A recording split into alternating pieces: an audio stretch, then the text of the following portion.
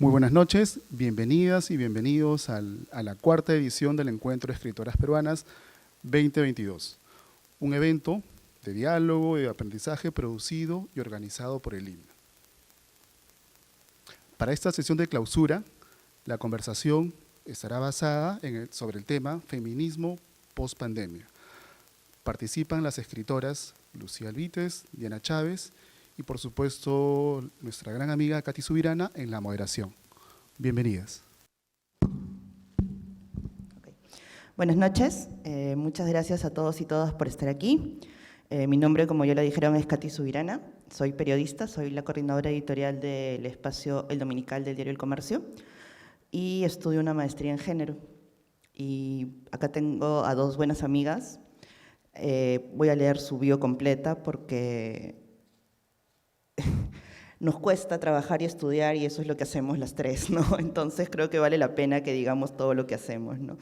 A mi derecha tengo a Lucía Alvites. Lucía es magíster en Estudios de Género y Cultura en América Latina por la Universidad de Chile, licenciada en Sociología por la Universidad Nacional Mayor de San Marcos, consultora en temas de género para organismos internacionales, entidades públicas y privadas, y exdirectora de Cooperación Internacional del Ministerio de la Mujer y Poblaciones Vulnerables. Es docente de la Universidad Nacional Mayor de San Marcos, es feminista y autora de diversas publicaciones. Y a la izquierda tengo a Diana Chávez. Dianita es directora de proyectos de la Asociación Civil Transparencia, realizó sus estudios de pregrado en la Facultad de Derecho de la Universidad San Martín de Porres, se especializó en Derecho Penal, hizo su maestría en Desarrollo Humano en la Pontificia Universidad Católica del Perú, ha trabajado en organizaciones nacionales e internacionales, en el diseño, dirección y ejecución de proyectos de participación ciudadana, transparencia, integridad y acceso a la información pública. Desde el 2018 dirige proyectos de cooperación internacional relacionados a la transparencia y a la integridad en la inversión pública en escenarios de emergencia y post-desastre. Desde el 2019, además, es directora ejecutiva de la Asociación Civil Proyecto Igualdad, que gestiona la iniciativa Justicia Verde, de defensa legal e investigación sobre la criminalización del aborto en el Perú. Bueno, decía que estaba leyendo la bio completa porque recuerdo una entrevista que tuve hace mucho tiempo, que yo le hice a una científica, y ella me contaba que cuando se presentaba tenía que decir todos sus títulos porque en el campo en el que ella se desarrollaba tenía que acreditar que ella estaba pues a la altura de los demás. Entonces dije, ¿sabes qué? Nosotros nos hemos sacado el ancho estudiando y trabajando, vale la pena que digamos todo lo que hacemos. ¿No? Bueno, la mesa que nos convoca ahorita, Feminismo Post-Pandemia, me parece genial que estén ustedes dos aquí porque hay dos temas que quiero desarrollar a lo largo de la conversación. Virginia Woolf dijo una vez que cuando sucede una catástrofe mundial, lo primero que se tira abajo son los derechos de las mujeres. En esta pandemia, una catástrofe mundial, creo que las mujeres hemos logrado que nuestra agenda no se tire al suelo. Creo que nos ha costado mantenerla, pero ahí estamos, ¿no? Ahí estamos luchando para que nuestra agenda siga pues vigente, para que nuestros reclamos, nuestras luchas, nuestras deudas sigan, se salden, ¿no? En un momento se salden. En ese sentido, voy a empezar con Dianita, porque Diana está trabajando en una iniciativa que se ha trabajado durante la pandemia, ¿no? Justicia Verde se ha trabajado durante la pandemia. Entonces, quería que por favor cuentes un poquito cuál es el trabajo que realizas en Justicia Verde y cómo se enmarca dentro de la lucha feminista que llama o que supone la atención de las mujeres peruanas ahora.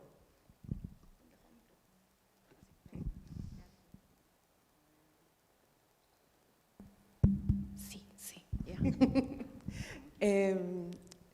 Es mi sueño secreto, además, animar quinceañeros, Cata, por favor. Sí, en realidad,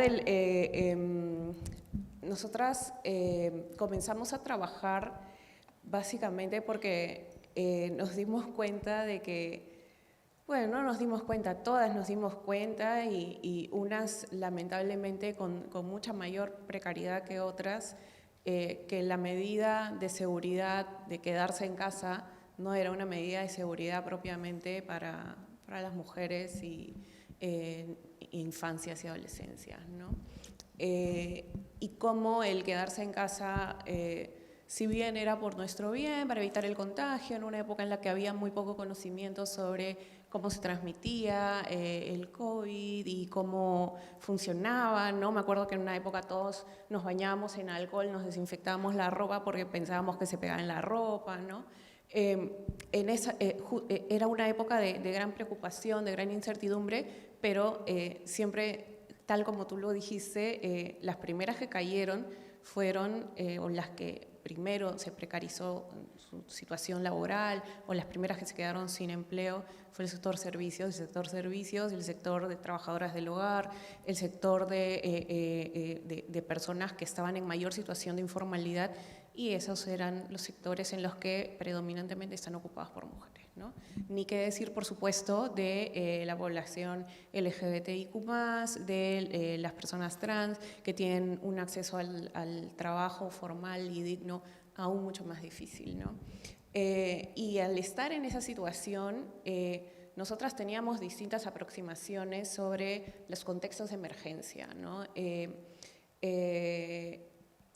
Nosotras somos un equipo de 3 personas, trabajamos con algunas otras personas más cada cierto tiempo, dependiendo de lo que hacemos, pero uno de los problemas que nos preocupaba era el acceso a métodos anticonceptivos y el acceso a los kits de emergencia post-aborto, ¿no? En el caso de, sobre todo al estarse produciendo un número tan alto de violaciones, de llamadas a la línea 100 por parte de mujeres, niñas y adolescentes. Entonces, en esa preocupación, por supuesto, las que salimos perdiendo primero siempre somos nosotras, ¿no? Y esto se producía además en un momento en el que se comenzaba a difundir la importancia de la vacunación, pero al mismo tiempo no se tenía información sobre los efectos de la vacunación diferenciados por género, ¿no? Por sexo-género. Entonces, había poca información sobre cómo nos iba a afectar a nosotras. Comenzamos a hacer preguntas sobre, ya cuando se comenzó a aplicar la vacuna, sobre las alteraciones del ciclo menstrual, por ejemplo, y nos cayó de todo, ¿no? Piedras, palos, botellas, porque nos decían antivacunas. No, nosotras nos queremos vacunar, queremos que la gente se vacune. Estamos totalmente a favor de que además la vacuna llegue a todas las personas, porque al principio no estaba llegando a todas las personas, estaba llegando a una población muy urbana, ¿no? Pero necesitamos información completa. Entonces, comienza, por supuesto, nuestro tema aborda la defensa legal de las personas que han sido criminalizadas por abortar. Nuestro trabajo comenzó enfocándose, brindando asesoría legal en ese aspecto, también el patrocinio de algunos casos.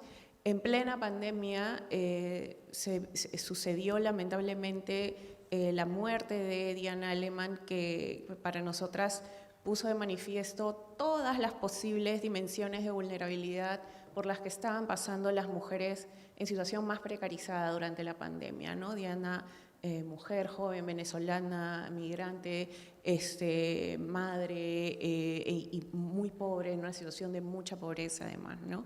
Que por no poder contar con atención digna en el acceso a servicios de salud, termina pues muerta en el Hospital María Auxiliadora, presuntamente porque el personal la amenazó tanto con denunciarla que ella intenta escapar por una ventana y termina pues cayendo, ¿no? al parqueo del hospital, pero el personal del hospital comienza a decir que no, que ella se había suicidado, ¿no? Entonces, todas estas cosas creo que nos cayeron con mucho más peso en la imagen, en lo que representaba el caso de Diana. Yo diría que el caso de Diana es lo que nos empujó a patear la pelota más fuerte, ¿no? Con más fuerza. Y allí decidimos profundizar el tema de la investigación de la criminalización del aborto, sobre todo durante la pandemia, qué personas habían pasado situaciones de falta de acceso a los kits de emergencia después de haber sufrido una violación. Y comenzamos también la investigación ya más seria sobre los efectos en el ciclo menstrual que visibilizaban el desarrollo pues, de estudios científicos con sesgo de género. Pues, ¿no? Entonces, creo que allí es cuando decidimos, bueno, nuestras líneas de acción son defensa leal por el derecho a decidir, litigio estratégico de casos que pueden implicar el cambio de normas, la reorientación de políticas públicas, la generación de evidencia por medio de investigaciones como la de la menstruación y la vacuna, o como la que acabamos de lanzar recientemente sobre la criminalización del aborto en el Perú, y incidir, ¿no?, en cómo esta evidencia y en cómo estos problemas necesitan ser traídos a la agenda pública para nivelar estas brechas o romper con estas brechas de desigualdad que profundizan otras desigualdades más grandes, ¿no? Entonces, sí, fue una iniciativa que nació en pandemia y que creo que gracias a que nació en pandemia nos ha hecho tomar en cuenta las necesidades más básicas y más urgentes, ¿no? Que son por las que pasábamos en ese momento, ¿no? Claro, hay dos cosas que me gustaría destacar de lo que has dicho, ¿no? El tema de la vacuna y el efecto en las mujeres, como tú fuiste una de las que más duro le dio en redes sociales al tema, recuerdo, y es interesante porque lo que hizo, o lo que pasó, o lo que reflejó esa situación, es que generalmente las mujeres no son los sujetos universales en estudios científicos. En estudios científicos los sujetos universales son hombres y son hombres de determinado tipo. Entonces, ni qué decir de poblaciones afro, poblaciones indígenas o poblaciones LGTB, personas trans que tienen tratamientos hormonales, o sea, no. Los hombres con determinado tipo, de determinadas características, son los sujetos universales de la ciencia, ¿no? Y esto, la vacuna visibilizó el tema pues bastante, porque primero éramos las quejonas, que de todo tenemos que hacer bulla, que por todo nos molestamos, porque no sé qué. Entonces, sí, eso es un tema súper interesante. Y lo otro, que la línea que trabaja en Justicia Libre, la línea que trabajan ustedes en Justicia Libre sobre la criminalización del aborto, me parece también súper importante y súper destacable, porque durante la pandemia aumentaron, por ejemplo, el número de niñas embarazadas, el número de adolescentes embarazadas. Entonces, si en situaciones normales, ya que el aborto no es legal en el país, suelen ser personas con determinada posición social, determinado alcance económico, las que pueden acceder a un aborto, en época de pandemia fue terrible hasta para esas personas incluso, ¿no? Y el hecho de que hayan aumentado el número de violaciones, bueno, el número de embarazos, mejor dicho, de niñas y adolescentes, pues refleja que la violencia estaba escondida en casa, ¿no? Y que no la queríamos ver. Es más, creo que hasta ahora no queremos verla. Pero hay otras cosas que están escondidas en casa, y de eso me gustaría hablar con Lu. Lu, tú has trabajado en la elaboración de la norma del Sistema Nacional de Cuidados. Tú la conoces bien, mejor dicho, tú la conoces bien. Entonces, otra cosa que la pandemia ha visibilizado y que tiene que ver con la agenda que estamos manejando ahora, las feministas posicionadas en diversos campos, es el tema de los cuidados, ¿no? La sobrecarga que tuvimos las mujeres durante, sobre todo los primeros confinamientos, lo afectadas que se vieron las mujeres que trabajaban en casa, que algunas se vieron hasta secuestradas casi por sus empleadores. Entonces, cuéntanos un poquito cómo se trabajó el Sistema Nacional de Cuidados y sobre todo por qué es importante hablar de cuidados y ya no darlo por sentado, ¿no? Porque es una cosa que a mí siempre me pareció bien loca, que el hecho de que seamos las mujeres las que por amor, entre comillas, tengamos que ocuparnos de una serie de cosas. O sea, las mujeres somos las únicas que sabemos amar, o cómo es la gracia, ¿no? No sé, explícanos un poquito eso. Sí, gracias Cata, buenas noches. Sí, bueno, yo no he trabajado directamente en la creación del Sistema Nacional de Cuidados, pero es algo que conozco en el acompañamiento que en algún momento lo hicimos, ¿no? Desde Cooperación Internacional en el Ministerio de la Mujer.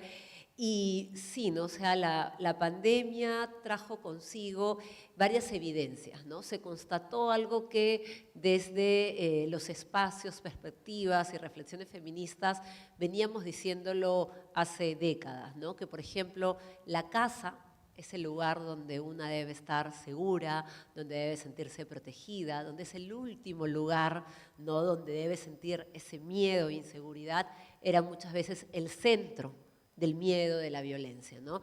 Mientras todas las cifras de los delitos descendían por la cuarentena, ¿no? Las cifras por la violencia subían, ¿no? Por ejemplo, me acuerdo de una cifra, me parece que entre abril y mayo, en el 2020, en plena cuarentena, en el momento más duro, que las llamadas a la línea 100, ¿no? Esta línea que tiene el Ministerio de la Mujer para poder justamente hacer denuncias, ¿no? Buscar un apoyo para la violencia familiar, subieron en un 39%.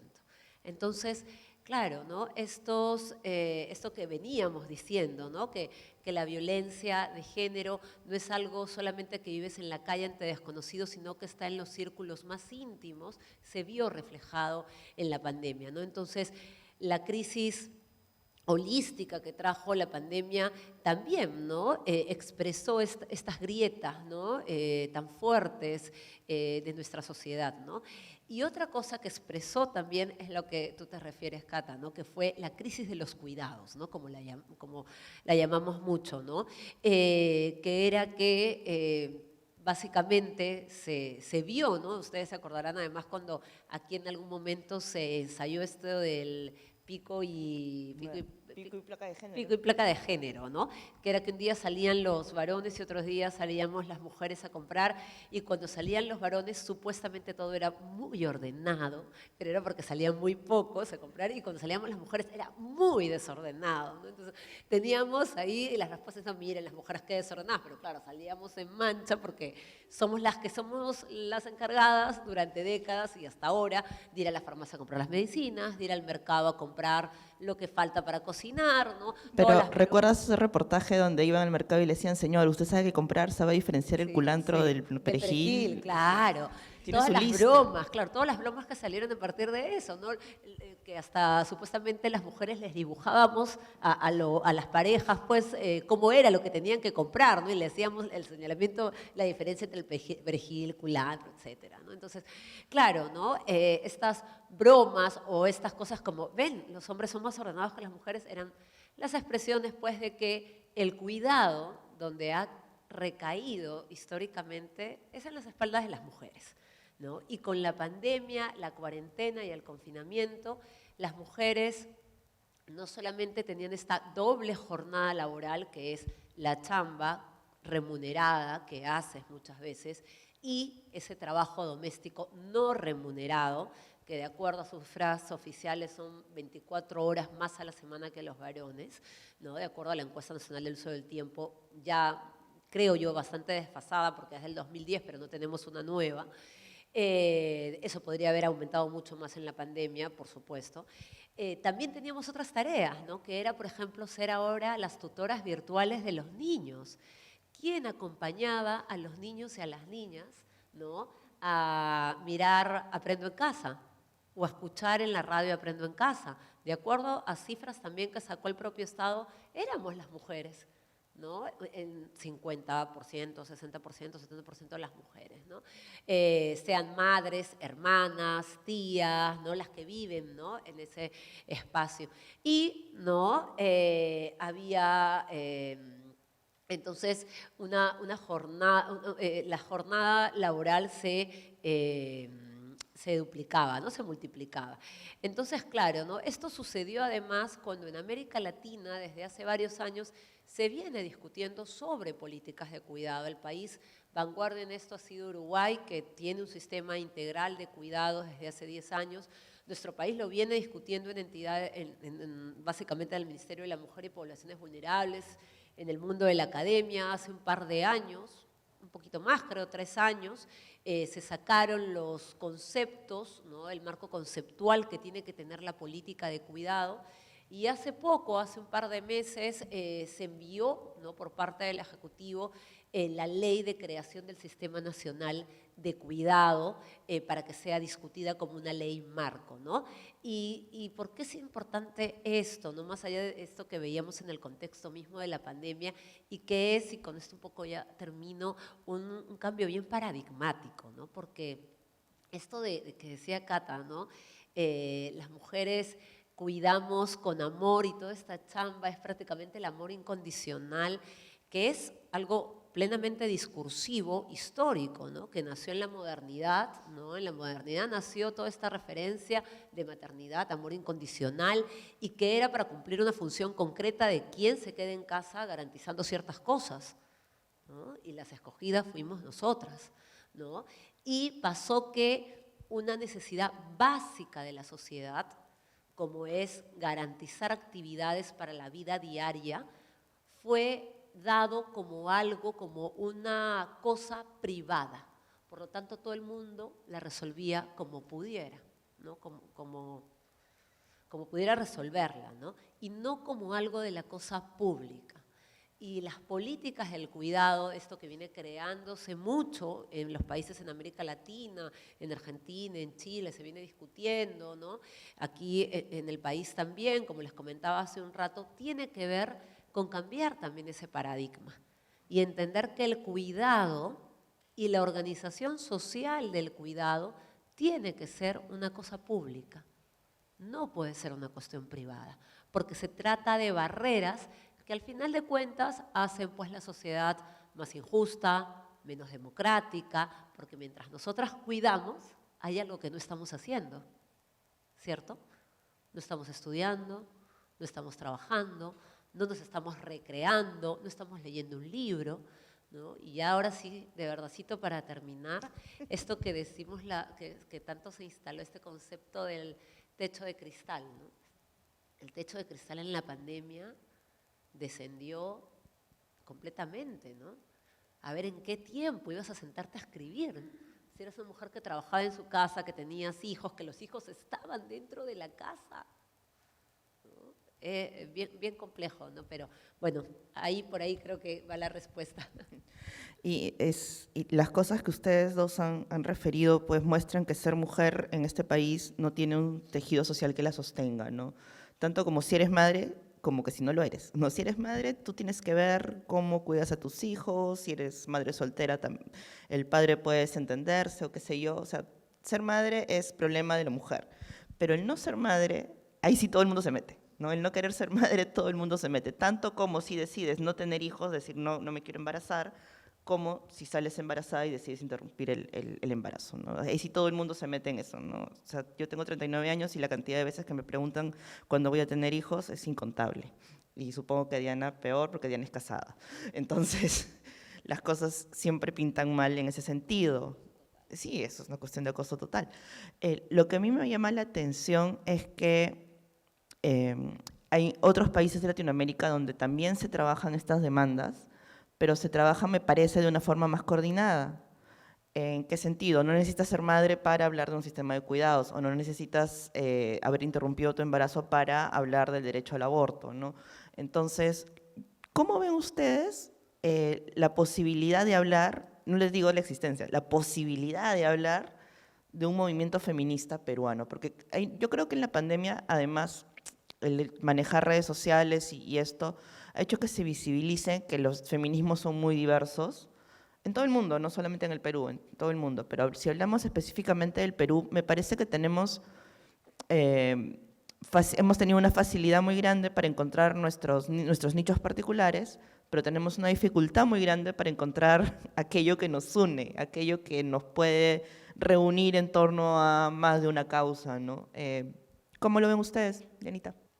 A ver, es bien difícil, ¿no? Yo diría que en primer término, y que es algo de lo que yo pensaba antes, ¿no?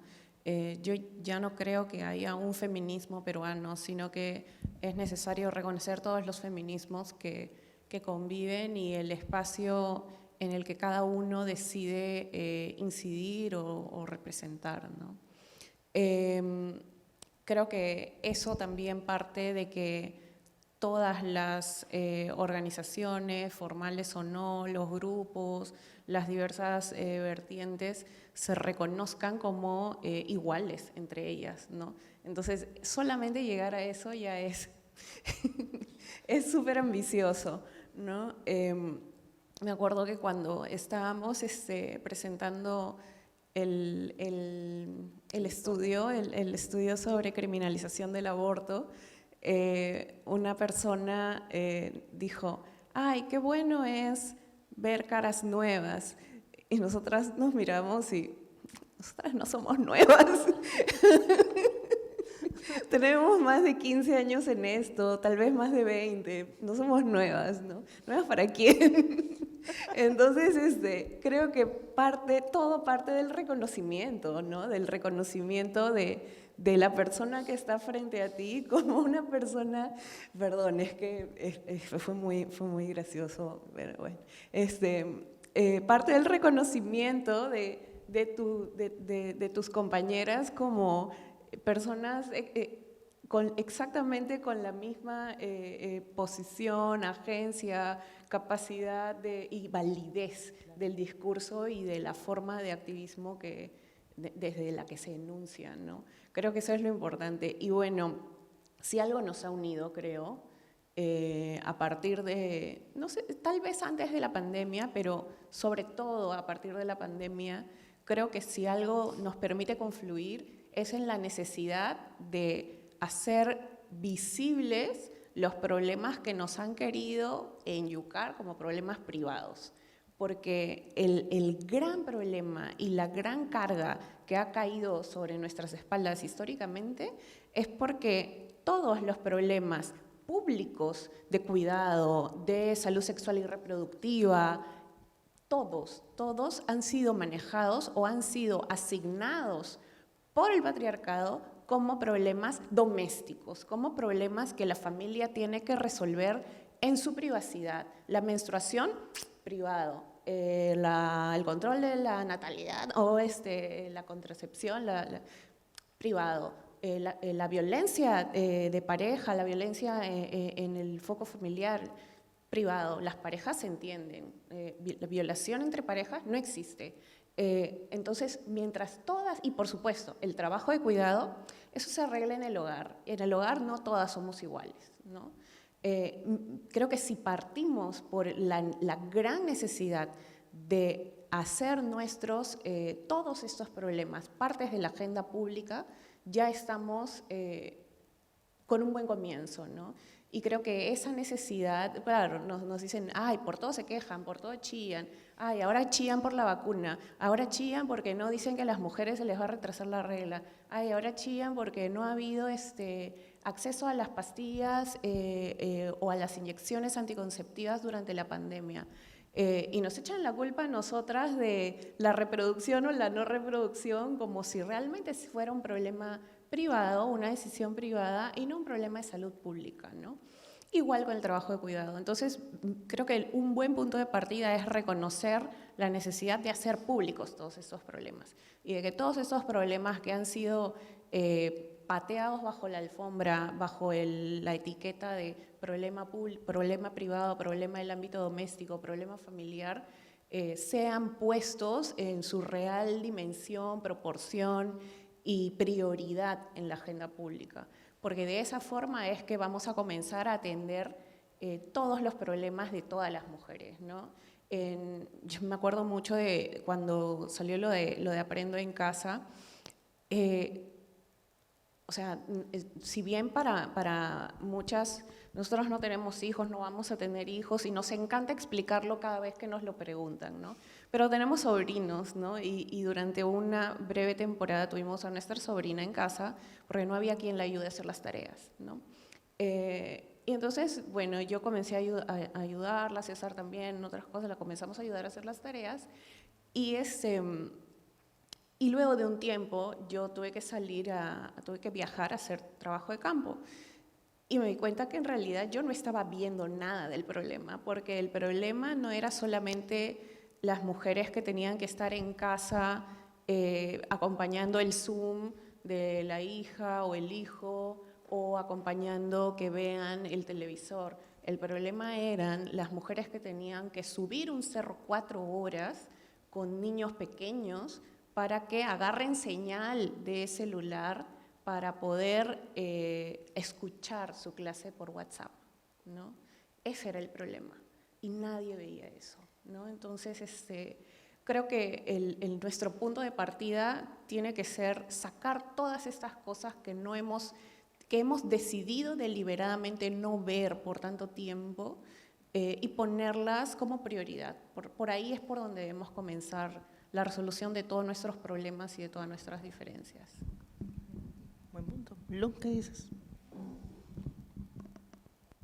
Bueno, yo también parto de la misma premisa que ambas creo que han afirmado, ¿no? Primero, que no hay un feminismo, ¿no? Hay diversos feminismos, ¿no? En el Perú y en América Latina, ¿no? Segundo, creo que es importante decir que la pandemia agarra el movimiento feminista en América Latina, más allá de, por supuesto, con sus diferentes grados y formas en los países, pero como un polo de creación y movilización feminista, ¿no? No es casual que uno de los últimos himnos que más haya recorrido el mundo sea El violador eres tú, creado en Chile. Tampoco es casual que uno de los símbolos que ahora más se identifique con la lucha feminista, no solo en América Latina, sino en diversas partes del mundo, sea el pañuelo verde, que nació en Argentina, ¿no? Esto que varias feministas, ¿no? Activistas o investigadoras catalogan como esta cuarta ola, ¿no? A partir del 2000, ¿no? Hasta ahora, América Latina ha sido un epicentro, ¿no? Ha sido un epicentro de mujeres en la calle, ¿no? Las movilizaciones en México, en Argentina, en Chile. En Perú tuvimos un hito muy importante en el 2016, ¿no? No fue constante ni sistemático esa capacidad masiva, pero sí logramos instalar como tema ineludible de la agenda pública y, por ejemplo, también de las agendas electorales, lo cual no es menor, ciertos temas que hace 10 años no estaban, ¿no? Entonces, eso me parece que es un poco un termómetro, ¿no? De la incidencia que tiene el movimiento y los feminismos, ¿no? En América Latina y en el Perú, ¿no? Sin embargo, sí creo que en la pandemia surgieron otras respuestas, no necesariamente identificadas o autoidentificadas como feministas, pero sí con cierta capacidad de tener vasos comunicantes con el feminismo, ¿no? Y que ahí sí creo que están los retos y los desafíos, ¿no? Cuando hablamos de la crisis de cuidados, por ejemplo, y de todo lo que fue la crisis alimentaria, ¿no? De la pandemia, porque vivimos una crisis alimentaria, hubo un actor, ¿no? O un sujeto protagonista de una de las salidas más potentes a esa crisis, que fueron las mujeres, ¿no? Con la creación de miles, pero miles de ollas comunes, ¿no? Uno se subió a un cerro en San Juan del Lurigancho, en Villa María del Triunfo, ¿no? En Nuestras Limas, ¿no? Y te encontrabas en menos de 3 o 4 cuadras 2 ollas comunes, ¿no? Y quienes lideraban, ¿no? Esos espacios, que no solamente eran espacios muy concretos de solución alimenticia, ¿no? En su momento, por varios motivos de la vida, tuve la oportunidad de recorrer decenas de ollas comunes, sino también eran espacios de convivencia y de articulación entre mujeres, ¿no? A mí me llamaba mucho la atención cómo ellas disfrutaban y decidían que ese espacio colectivo era algo que no solamente solucionaba el problema específico de su familia, sino donde se sentían bien, ¿no? Y donde había un nivel de, a mí a veces no me gusta mucho hablar esta palabra empoderamiento, debo decirlo así muy sinceramente, porque la siento un poco única, ¿no? Pero a eso me quiero referir, ¿no? Había mucho una identidad de estamos nosotras solucionando esto que es fundamental para mi familia, para mi barrio, ¿no? Para la gente que está alrededor de nosotras, ¿no? Eran ellas además las que llevaban la cuenta de la gente que se enfermaba o que fallecía en esos lugares, las que ayudaban, ¿no? Entonces, definitivamente que de ahí ha seguido, porque la pandemia paró, ¿no? Pero las ollas comunes siguieron, ¿no? No es, No es menor que hasta hace creo un par de meses el Congreso debatió una ley de ollas comunes, ¿no? Y está, ¿no?, dentro de la agenda pública. Entonces, ya no hay confinamiento, no hay cuarentena, ¿no? Pero esa articulación de mujeres, que no es parte del movimiento de feministas, pero sí es parte de un movimiento de mujeres. Está ahí, ¿no? Cómo tenemos el gran desafío de crear vasos comunicantes, ¿no?, con estas nuevas expresiones de organización de mujeres, ¿no? Y ahí sí, no somos un solo movimiento, somos muchos dentro de estas grandes actividades que articulamos, ¿no?, más en clave social y política para superar la desigualdad de género, pero sí tenemos todavía el problema en el país que llegamos solamente a ciertos espacios, ¿no?, que sigue siendo espacios urbanos, de estratos medios, ¿no? Y en ese sentido hay un gran desafío que tenemos los feminismos, o algunos feminismos que sí nos interesa ampliarlos, ¿no?, en estas lógicas que comentamos, ¿no? Que es cómo, ¿no?, vamos articulando programática y también identitariamente un feminismo peruano que tenga la capacidad de ser más convocante, ¿no?, más convocante, más diverso también, ¿no?, en todo el sentido de la palabra. Pues sí, es una tarea que de verdad es larga, como decía Dianita, difícil, no complicada, porque sí, respetamos mucho las diversidades y está bien que haya diversidades, ¿no?, diversos feminismos, pero algo que nos una, pues chicas, también, ¿no? Algún hilo conductor. Estamos a poco de terminar la mesa, no sé si alguien tiene alguna pregunta, no veo. Si no tienen una pregunta, yo les sigo preguntando acá a las chicas un par de cosas. Ok, no le preguntas, yo sigo. Hablábamos de poner los problemas en el espacio público y es muy difícil para una mujer poner estos problemas en un espacio público, ¿no? Sea el espacio público las redes sociales o sea el espacio público la calle tal cual, ¿no? Es difícil porque las agresiones son múltiples, ¿no? Si es en redes sociales, están llenos de trolls que creen que saben más que nosotras de los problemas que tenemos y no preguntan, opinan y no opinan, atacan, ¿no? ¿Cómo ves tú o cómo vives tú los espacios feministas de cuidado dentro del activismo, porque eres activista? Dentro de tu activismo, ¿cómo vives los espacios feministas de cuidado y cómo vives el ser parte del espacio público?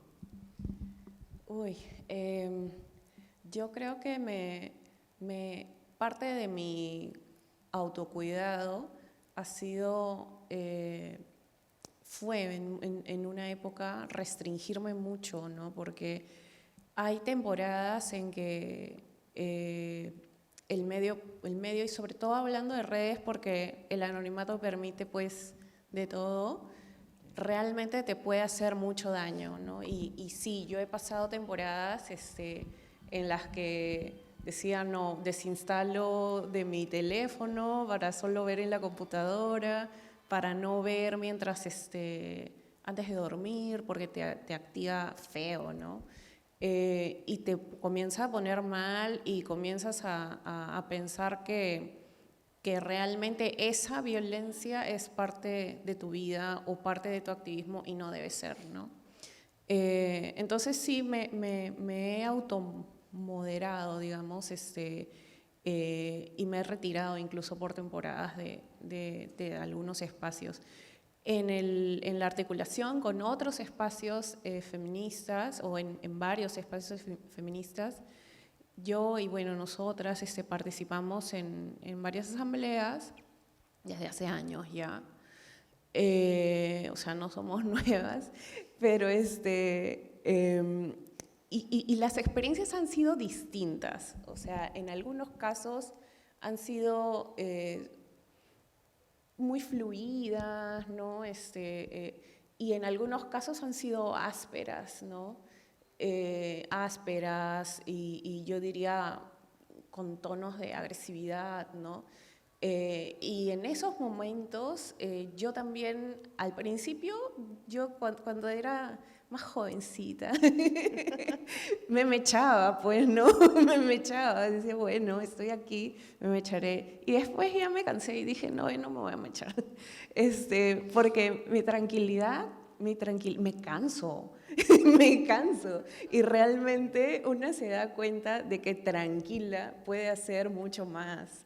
Entonces, cuando hemos notado, porque eso ya también lo tenemos como práctica común en Proyecto de Igualdad, en Justicia Verde, cuando hemos notado alguna cosa que no nos termina de cuadrar en el trato entre nosotras, entre nosotres, tomamos un poco de distancia, porque nosotras necesitamos realmente, o hemos reconocido que necesitamos estar en nuestra mejor forma mental para poder lograr los cambios que queremos hacer. Y si estás abatida o ansiosa o en una situación de tensión que no te hace bien, pues no vas a rendir igual, no vas a poder dar lo mismo. Y una quiere darlo todo, pero no se puede quedar sin nada. Entonces, creo que he aprendido yo, creo personalmente, a elegir mis batallas, ¿no? Y hay cosas que se tienen que pelear con todo en el espacio público, porque tenemos no diría un contendiente común, ¿no? En el espacio público, en el debate público, con esta arremetida tan fuerte del sector antiderechos, y creo que es súper importante enunciar siempre a nuestro enemigo común, ¿no? Porque es nuestro enemigo común. Pero cuando se trata de cosas, pugnas internas, yo ya no participo realmente de ese tipo de discusiones, porque prefiero concentrarme en el enemigo en común realmente. Ya, como dijo Lucía, ya te cansas y no vale, pelear así no vale. Entonces, yo creo que parte de qué nos une, hace un rato decía, los temas que tenemos que poner en público, pero también nos une el enemigo en común. Porque al momento en el que nos quieren recortar, por ejemplo, o restringir el derecho al aborto terapéutico en el Congreso de la República con el proyecto de ley 1520, una tiene que tener súper claro, todas tenemos que tener súper claro por nosotras, por nuestras hermanas, nuestras hijas, nietas, sobrinas, amigas, todas tenemos que tener en claro, independientemente de que nos enunciemos incluso como feministas o no, todas tenemos que tener en claro que ese es el enemigo en común.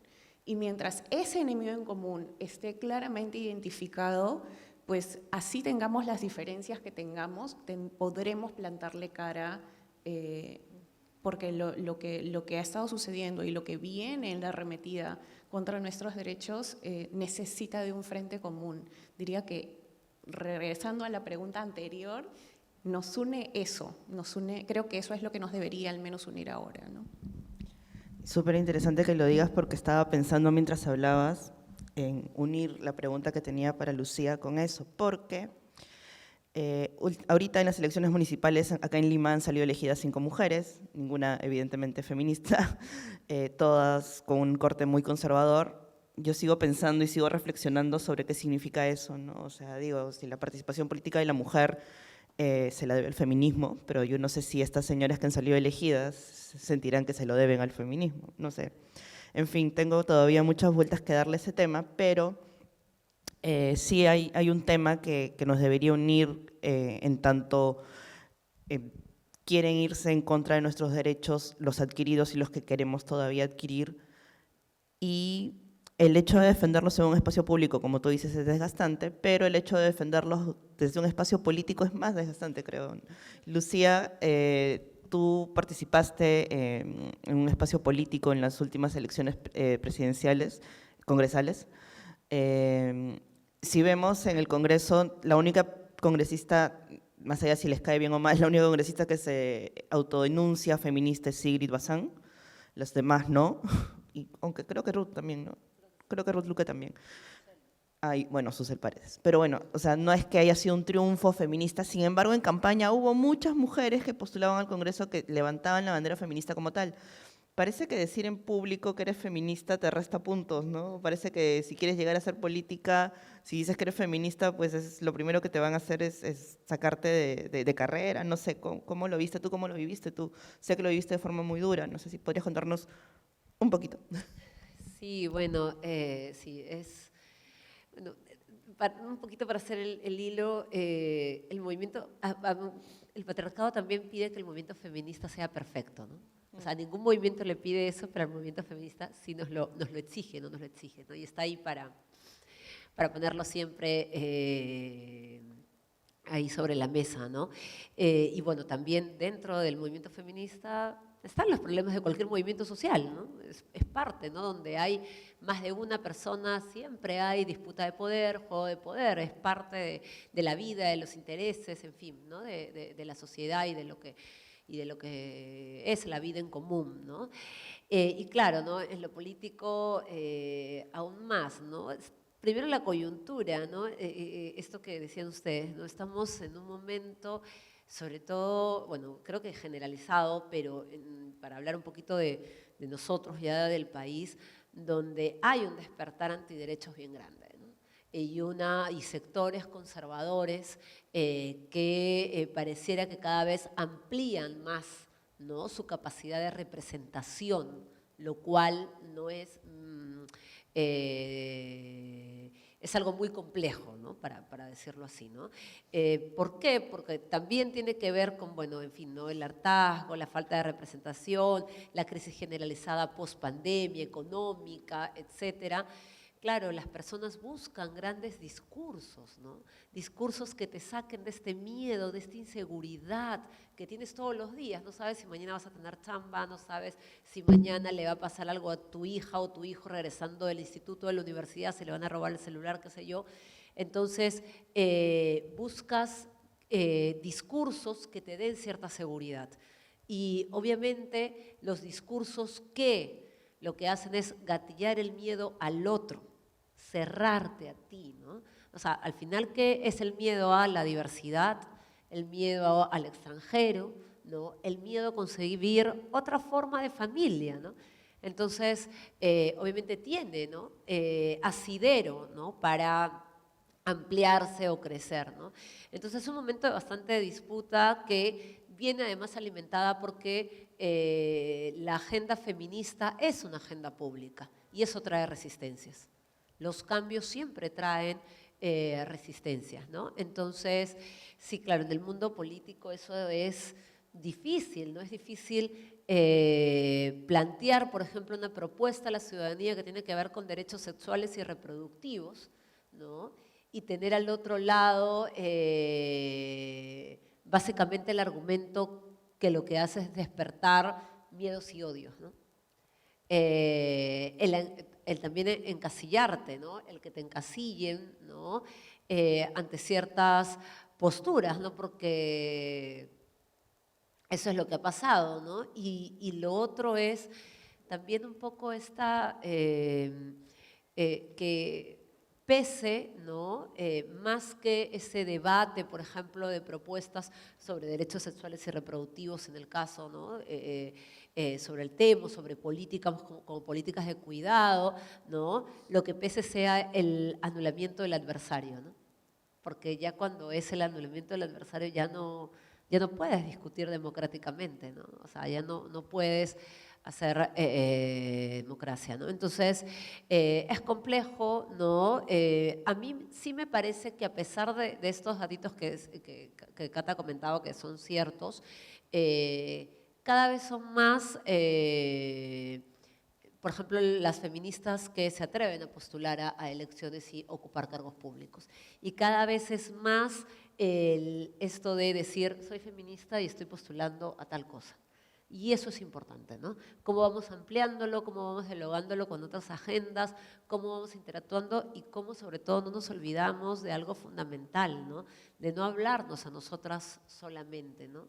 Sino hablarle a la sociedad y cómo eso significa devolverle a la política su carácter de pedagogía, ¿no?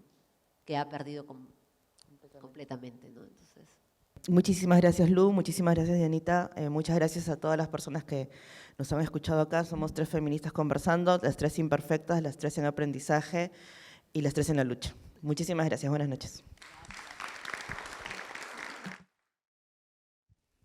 Muchas gracias. ¿Qué tal?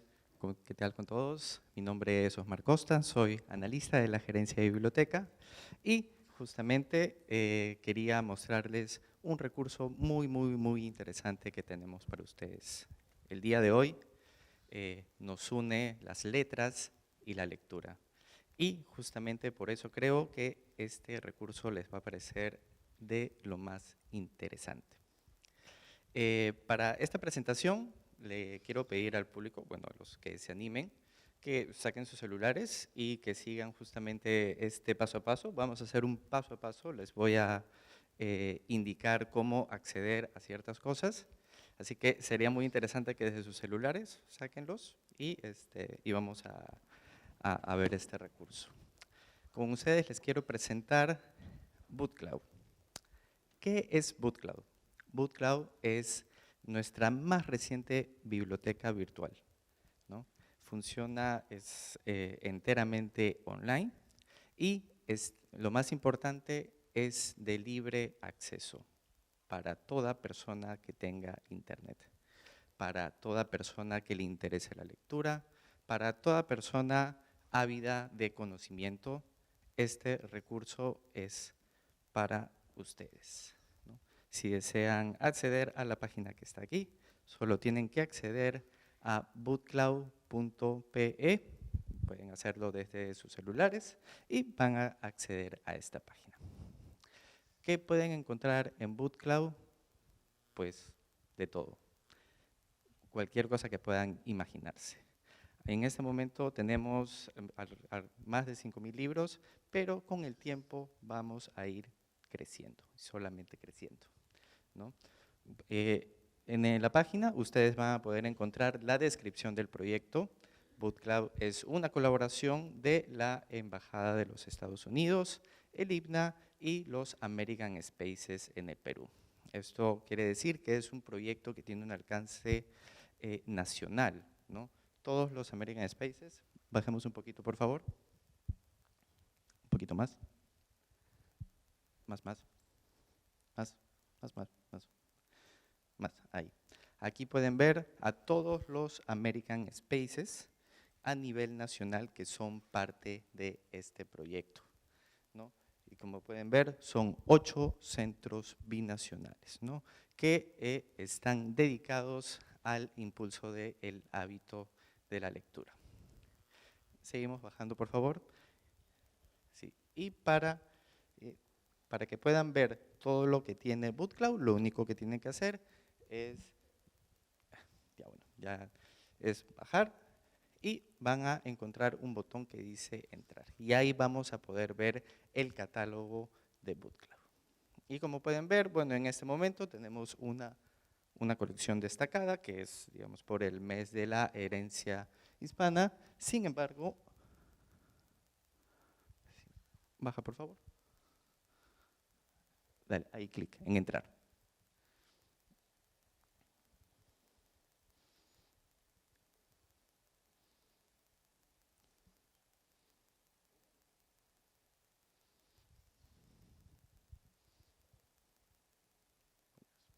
Bueno, mientras esperamos que va cargando la página, ahí pueden ver BootCloud, ¿no? Ustedes también lo pueden ver en sus celulares. Y tenemos, por ejemplo, una colección destacada por el mes de la herencia hispana. Sin embargo, bajemos un poquito más y a propósito de la escritora homenajeada que nos cita esta noche, tenemos los libros de Karina Pacheco, ¿no? que en breves momentos la vamos a tener aquí y va a estar homenajeada, ¿no? Si ustedes desean conocer la bibliografía de Karina, si ustedes desean leer, digamos, leer su obra, pues pueden acceder a esto en formato libro y audiolibro. Es decir, para todas las personas que también les guste la multitarea, les guste escuchar algo mientras están yendo al trabajo, mientras están yendo a la oficina, van a poder escuchar la obra de Karina Pacheco. No solamente es de lectura, sino también es para escuchar. Ingresamos a el libro de Orillas del Aire, por favor. El tercero. Ahí. Solamente si desean acceder al libro, lo único que tienen que hacer es clic en la portada, o bueno, tocan la portada, le dan clic en el botón pedir prestado, o si, digamos, desean, no saben si es que quieren prestárselo o no y quieren tener una pequeña vista previa del libro, también le pueden dar clic en leer un fragmento. Y el sistema lo que va a hacer es, le va a prestar por 14 días el libro. Entonces, lo pueden descargar o lo pueden leer en navegador. Bueno, en este caso vamos a leerlo en un navegador. Y como todos... Bueno, y como todos los sistemas de lectura actuales, pues va a encontrar características muy interesantes. Van a poder, digamos, agrandar la fuente, van a poder achicar la fuente, van a poder cambiar el fondo, van a poder tener un modo nocturno, ¿no? Volvemos a cargar, por favor. No sean como nosotros, paguen su internet, por favor.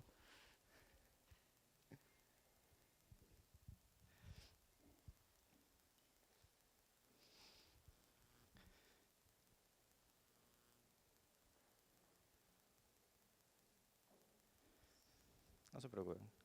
Ahí está luchando, ahí está luchando. Ahorita se hace ver. Sin embargo, ustedes que están ahí van a poder acceder a este libro. Seguramente a algunos de ustedes, mientras están accediendo a esta biblioteca virtual, les va a pedir una cuenta, no se preocupen, en un momento yo les voy a indicar cómo poder acceder a esto. Y tenemos ya el libro completo. A ver, vamos pasando. Y ahí pueden ver que ya tienen el acceso a la obra de Karina Pacheco y lo pueden leer completamente gratis, de libre acceso. Hacemos clic en la parte de abajo, más abajo, ahí. Y ahí van a poder ver, digamos, diversos controladores para el libro, ¿no? Pueden hacer las marcaciones de lectura, así como funciona un Kindle, ¿no? Pueden, digamos, subir la fuente, bajar la fuente, pueden también cambiar el fondo, no importa, digamos, el nivel de visión que tengan, el sistema se adapta a ustedes.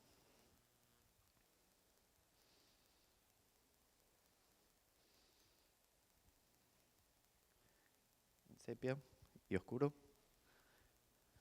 Si es que están leyendo de noche, es la opción más cómoda. Ok, volvemos al catálogo, por favor, el catálogo de Book Club.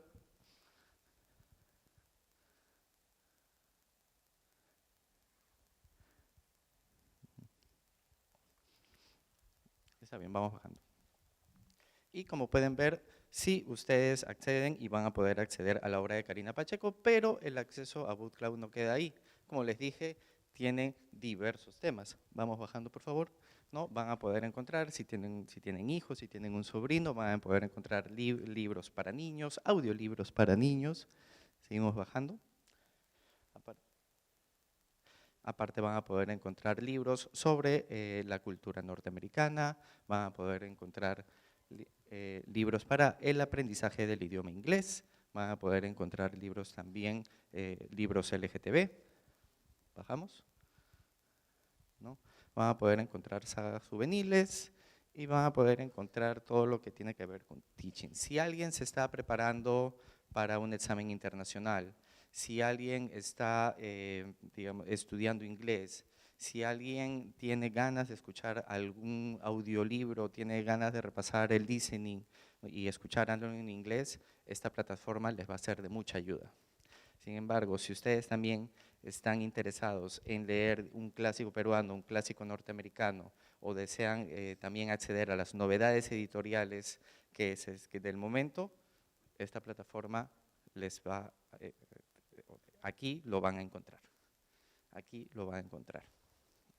Ok, entonces, ¿cómo pueden solicitar su acceso a Bootclub? Les he dicho que es completamente libre. Sin embargo, lo único que tienen que hacer es llenar un formulario.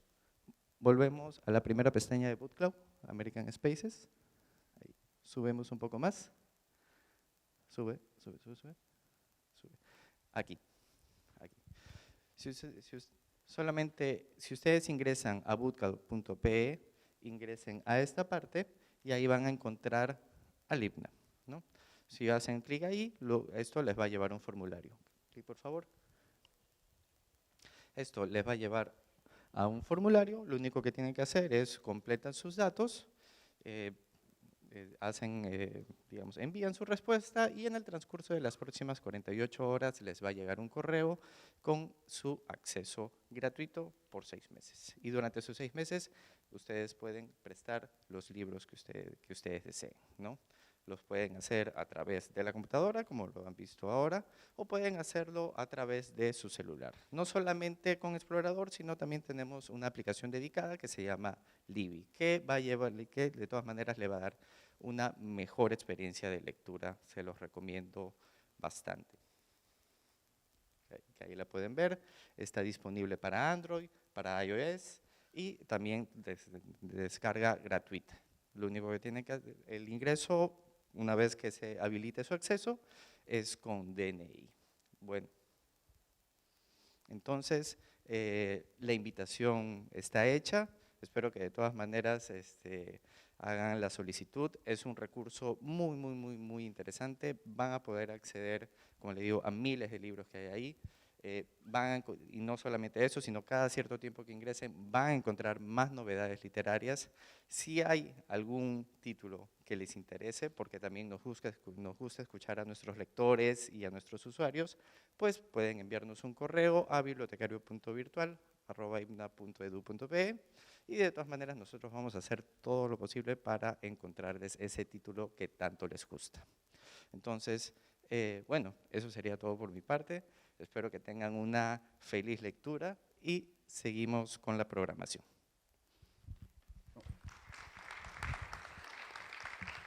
Fue la participación de Osmar Costa, bibliotecólogo, especialista de la gerencia de biblioteca. Gracias, Osmar.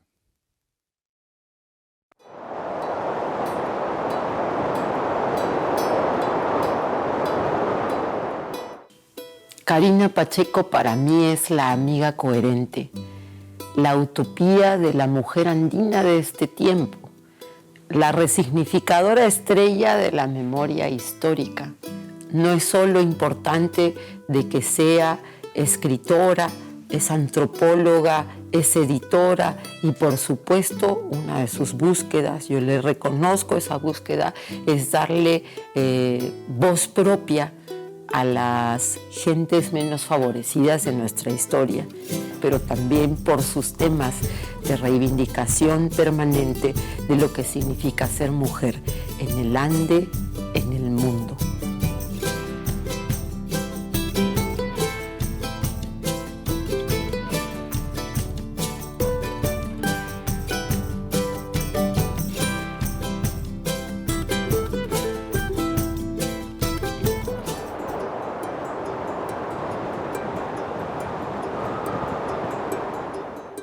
Yo sueño con un Perú en el cual nos sepamos gozar en nuestra diversidad, que reconozcamos que esa diversidad de voces, de idiomas, de rostros, de geografías que nos representan como país sean realmente sentidos como riqueza. Y además un Perú donde nos comprometamos con lo público, no solo con lo mío y mis historias y mi barrio y mi ciudad y mi casa y mi familia, sino por todos estos otros sectores que son del Perú y que naturalmente invisibilizamos y no escuchamos.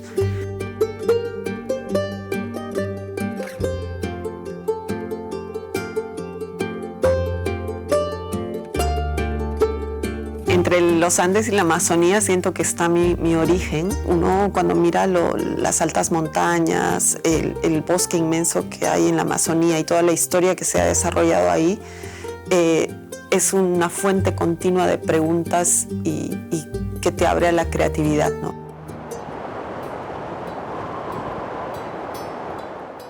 Es una voz representativa. Karina Pacheco es una voz representativa y no cualquier voz. Creo que sus libros son una respuesta permanente a esta incomodidad del zapato, a esta incomodidad que nos aprieta el alma. Una hoja de pacay cayó sobre tu oreja. Te pareció escuchar un susurro conocido. Yo me quedé aguardando, como toda la vida te estuve esperando sin saberlo, y seguí aguardando a que me explicaras por qué tu ausencia, por qué nos dejaste una herencia de dolor, un dolor que no se pronuncia, como una culpa pegajosa que no tiene forma ni sonido, y sin embargo rebota como un eco, esperando que alguien lo descifre. Yo creo que empieza todo por una semilla que tal vez está ahí sin que una se haya dado cuenta, y que puede ser una historia que me intriga, una situación o una imagen que me parece que guarda una potencia tremenda. Y ya cuando tengo más o menos claro cuál podría ser la trama central, qué personajes serían básicos, recién me lanzo a escribir y me doy cuenta que la semilla por debajo de la tierra ha ido floreciendo. Ha empezado a llover. Es perfecta esta lluvia. No habrá quien se detenga en el puente para contemplar el río. El pasto se humedecerá y no me hará más daño. La tierra se convertirá en barro dócil. Nadie podría imaginar que bajo este árbol, a pesar de los rayos, escarbo la tierra. Estarás contenta.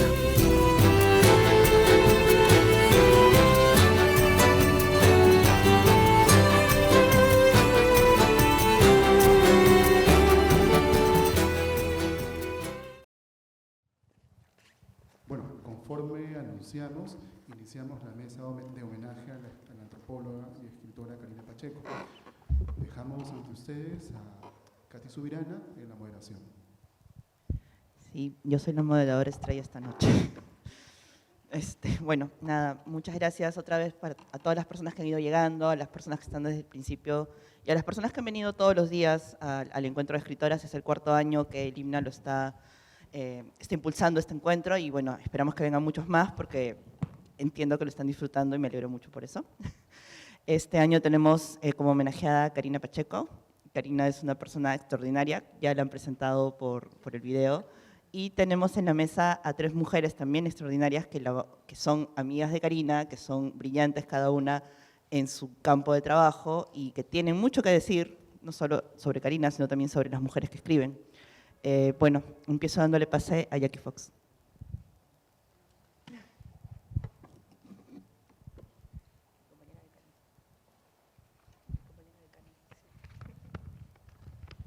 Muchas gracias, Catherine, por invitarnos y gracias también a quienes nos acompañan por estar aquí. Voy a leer para hacer un buen uso del tiempo. Una intelectual que hace y camina. Karina Pacheco tiene varios roles o facetas de desempeño, como escritora de narrativa de ficción, como editora de libros de ciencias sociales y de literatura, como antropóloga especializada en pobreza y discriminación, y también como gestora cultural y coorganizadora de ferias de libro y seminarios académicos, principalmente en Cusco.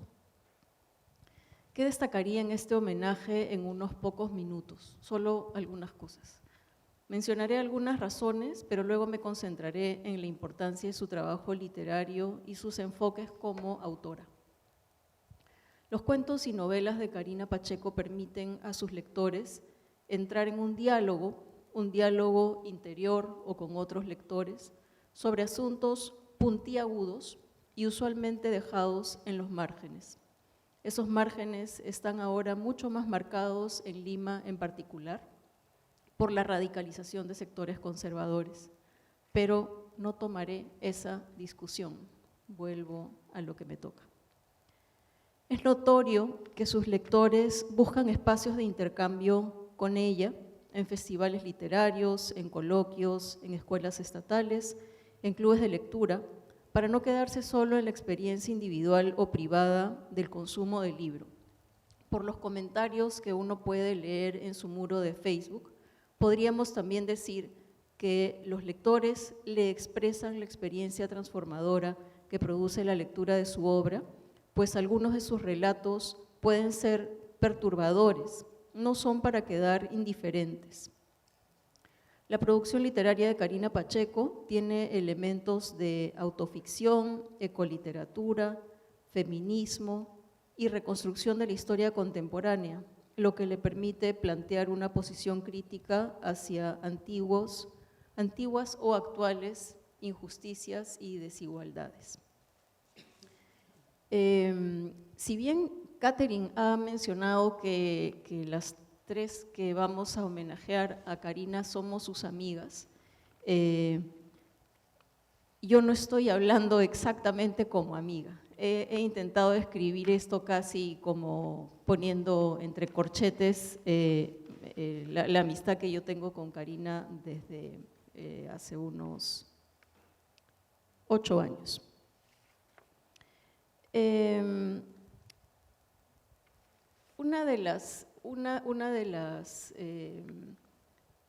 De los campos en los que uno puede inscribir la producción de Karina es lo que los investigadores y los críticos de literatura llaman ecoliteratura.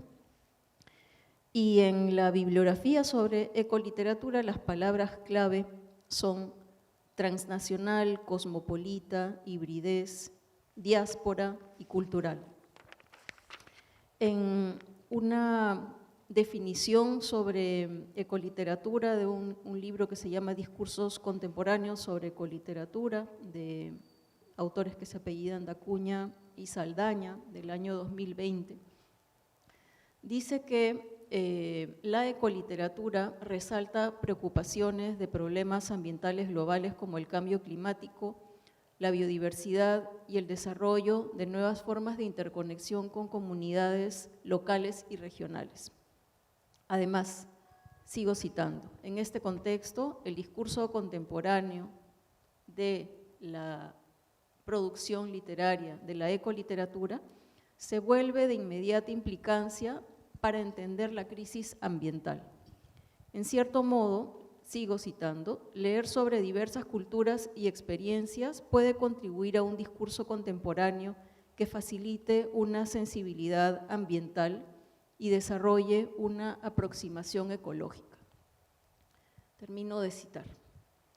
Desde sus primeros relatos publicados la década pasada, los protagonistas principales de las tramas del trabajo de Karina Pacheco no son solo las mujeres, sino también árboles, piedras, ríos, perros, que no son solo parte del espacio donde ocurren las acciones, sino que sirven al relato generando mensajes o modificando situaciones de manera aparentemente mágica o por coincidencias muy oportunas.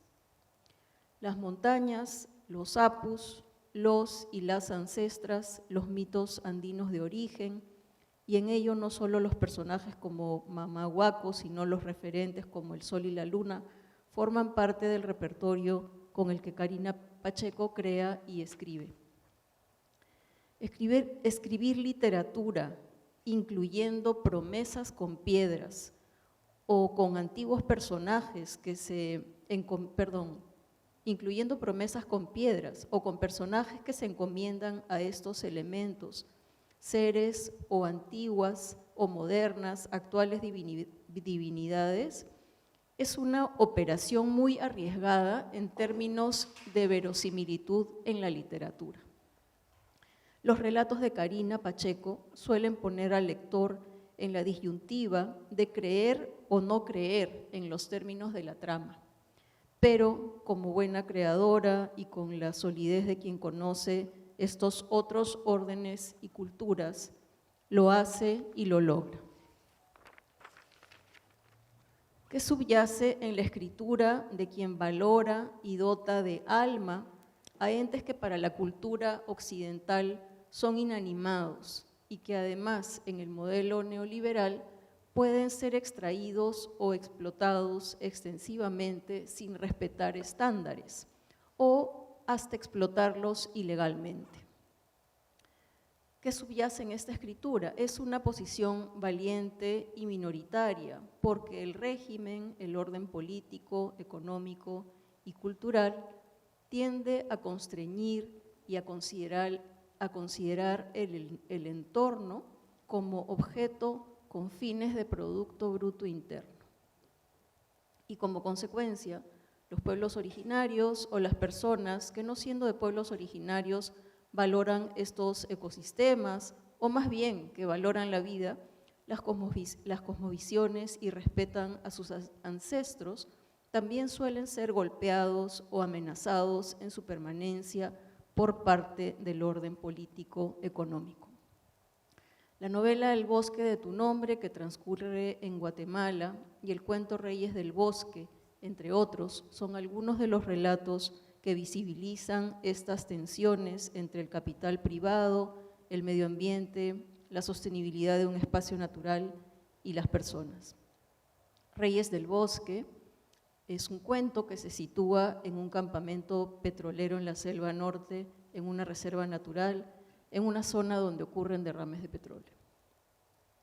También quisiera mencionar otra temática emparentada con lo anterior, el señalamiento de la corrupción privada al relacionarse con el gobierno, que es parte del relato Ventanas Rotas en la antología de cuentos del libro Lluvia.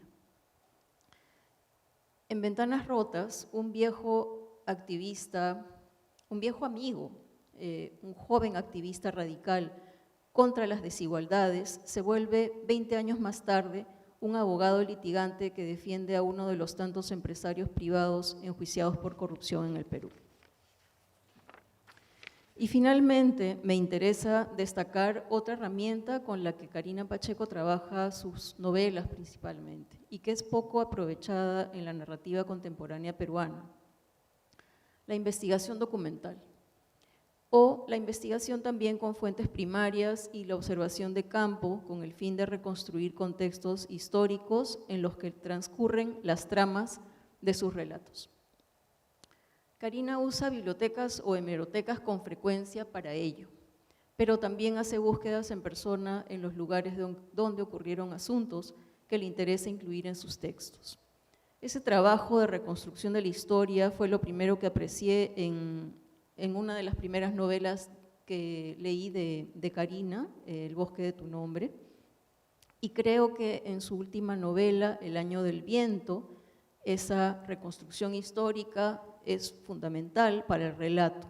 En gran medida, el éxito de ese libro creo que puede deberse a esa labor de revisión crítica del pasado, unida a una trama que atraviesa desde 1981 hasta el primer año de la pandemia.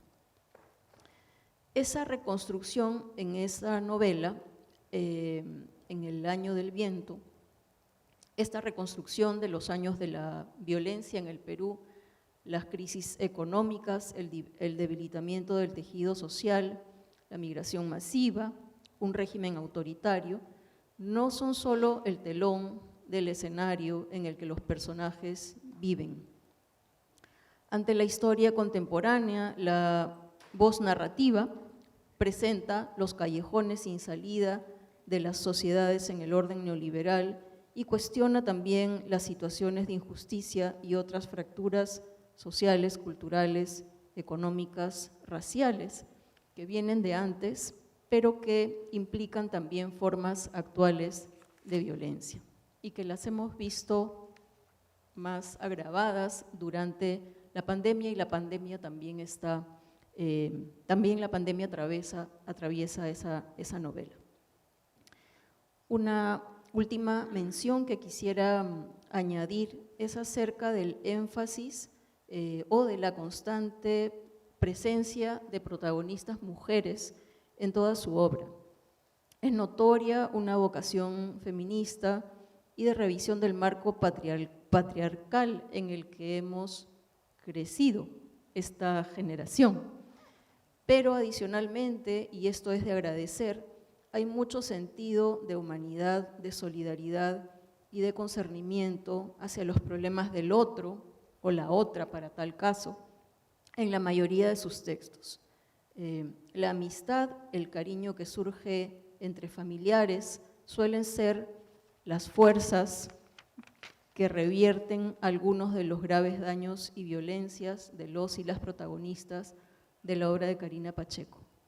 Entonces, recordando a otras pioneras narradoras, celebramos tu obra y esperamos con paciencia los próximos libros.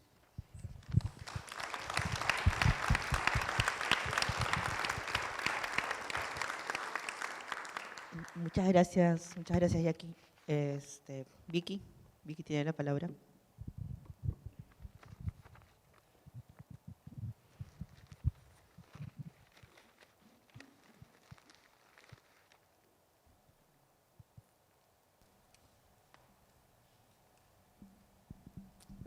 Buenas noches con todos, todas y todes.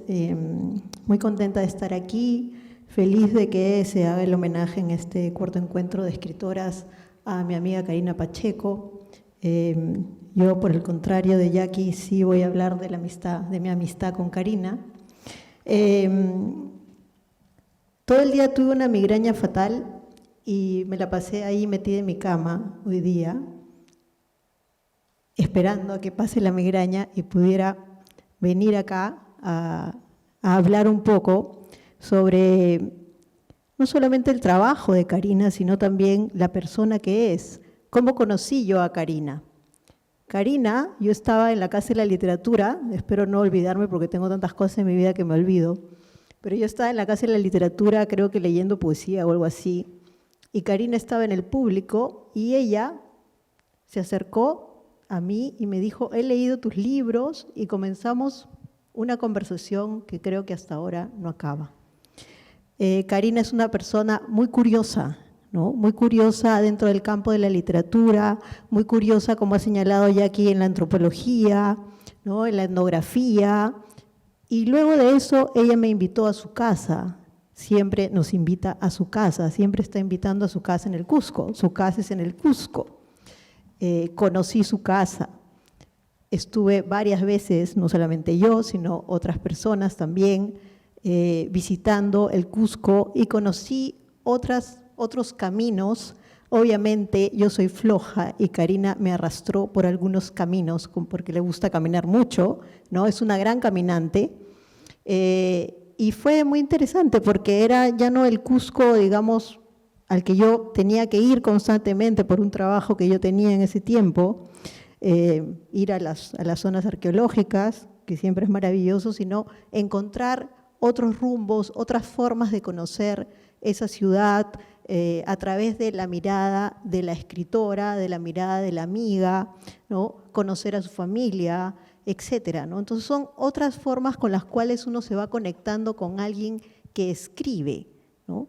Y en este acto de escribir, que es sobre todo un acto, por un lado, investigativo, pero sobre todo creativo, ¿no? Creo que con Karina nos encontramos en quizá la poesía, yo podría decir, porque yo también soy muy fijona en los libros, cada vez que llega un libro a mis manos, yo solo leo los epígrafes y los pies de imprenta, y después ya leo el libro, ¿no? Y entonces quería ir un poquito por ahí a recorrer cuáles son esos epígrafes, y por eso traje los libros de Karina, que también Ana María los he traído. Voy a leer algunos de esos epígrafes, porque acá está por qué nos conectamos, porque nos conectamos por la poesía.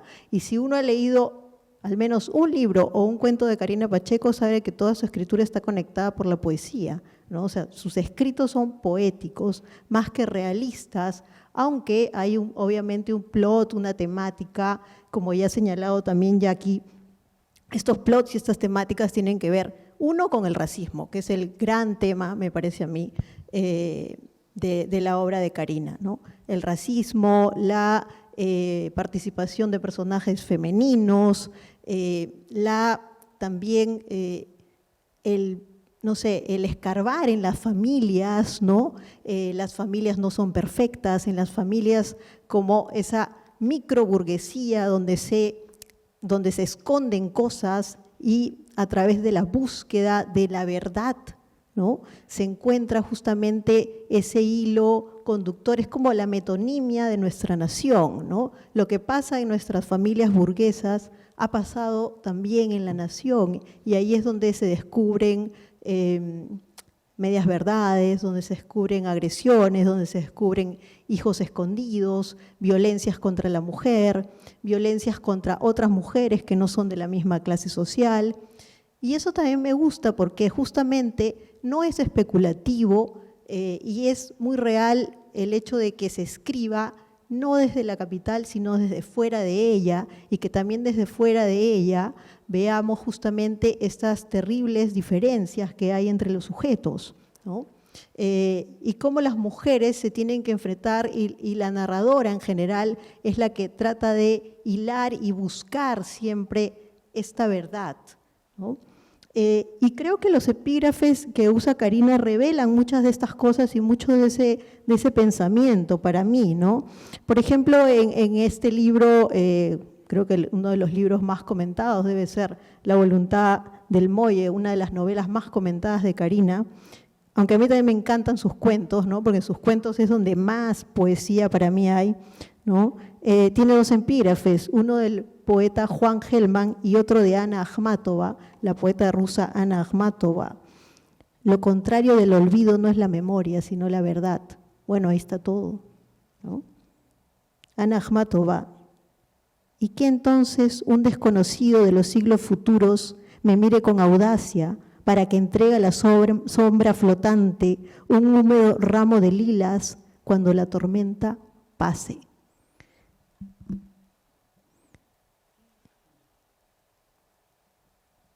Pero la tormenta está siempre, ¿no? Está siempre en los libros de Karina.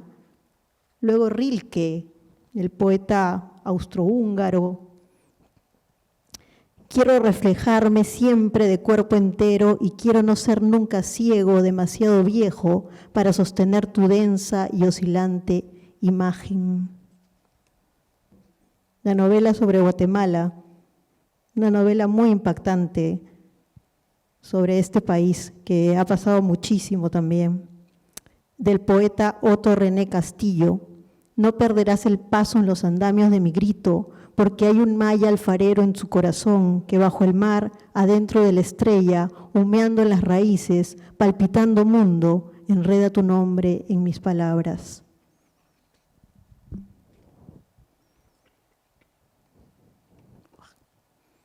Se cae la pila de libros. Tantos libros has escrito, Karina.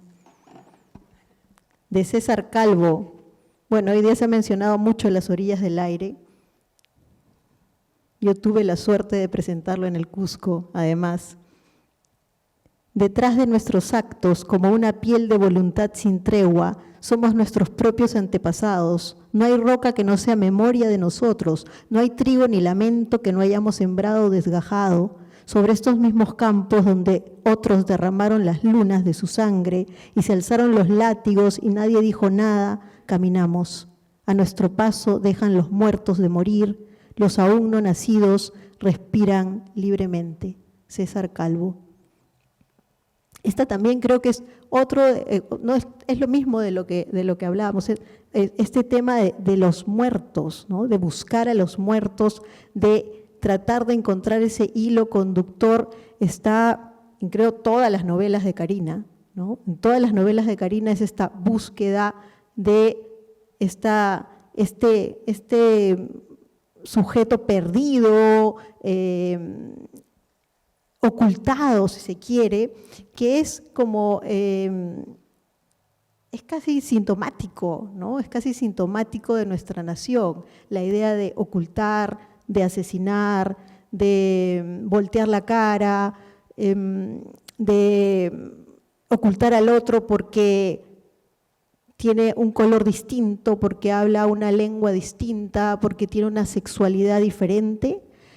Todo eso está bien metido a través de este lenguaje poético, ¿no? A través de este lenguaje poético. Y creo que eso es lo fascinante, porque si fuera, creo que un relato puramente realista no tendría mucho mucho interés quizá, ¿no? Y además, como ya también mencionó, ya aquí está la naturaleza y la mitología, ¿no? en la obra de Carina. De Amelia Rosselli, en la última novela de Carina Pacheco, El año del viento, disipa mi imagen, disipa el remo que golpea la rama desprendida, disipa tú si quieres esta disipada vida, disipa mis incoherentes razones, disipa el número tan elevado de demandas que me hacen agonizar, disipa el horror, convierte el horror en bien. Y de Roberto Juarros, hay que caer y no se puede elegir dónde, pero hay cierta forma del viento en los cabellos, cierta pausa del golpe, cierta esquina del brazo que podemos torcer mientras caemos. Nunca le he preguntado a Carina, y voy a dejar esta pregunta ahí, cómo ella dijo en el pequeño documental que le han hecho, por cierto, muy bonito, ¿no? Tania estuvo magnífica también.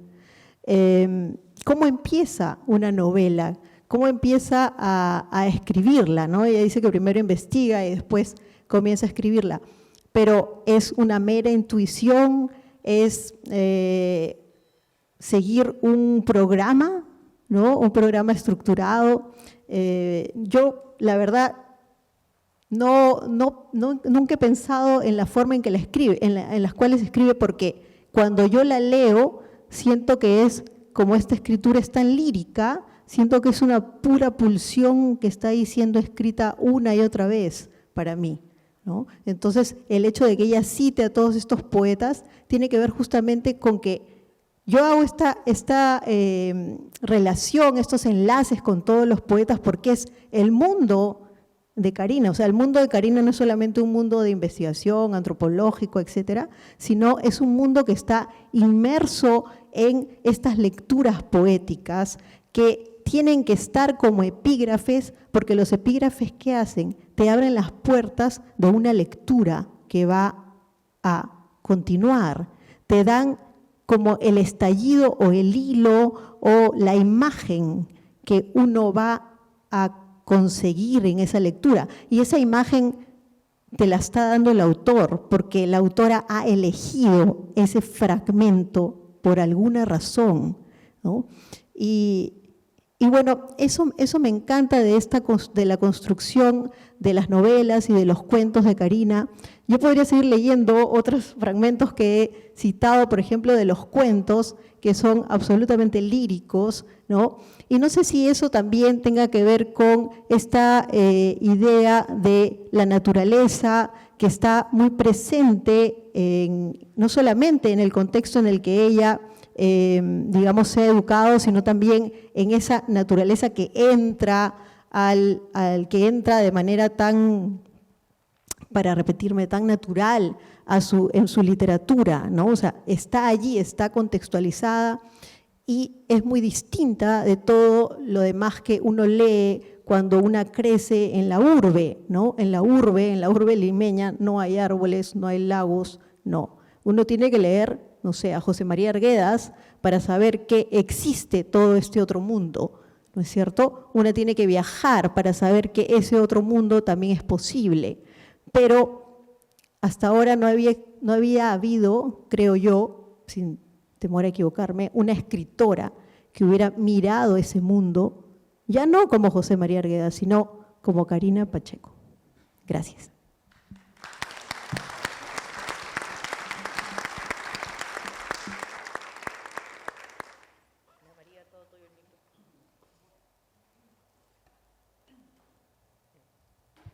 Bueno, yo creo que a mí me llamaron a hablar como colega editora, también como amiga, pero en el camino me gusta tanto la obra y creo que soy tan admiradora, sobre todo de las novelas de Carina, que me ganó el hecho de escribir sobre las novelas y ya no fui tanto por el lado de la edición, que por cierto tiene una editorial excelente en Cusco, y sabemos lo que cuesta aquí también con Vicky el trabajo editorial, que es un sacrificio, el preocuparse por la redacción, por la edición, por el precio del papel que ahora está tan escaso, es un sufrimiento total. Y aparte de todo ese trabajo, que es una labor muy fuerte, está la labor de creación de Karina, y sobre eso quiero hablar como, ya no sé si tanto como amiga, sino como más admiradora de su obra.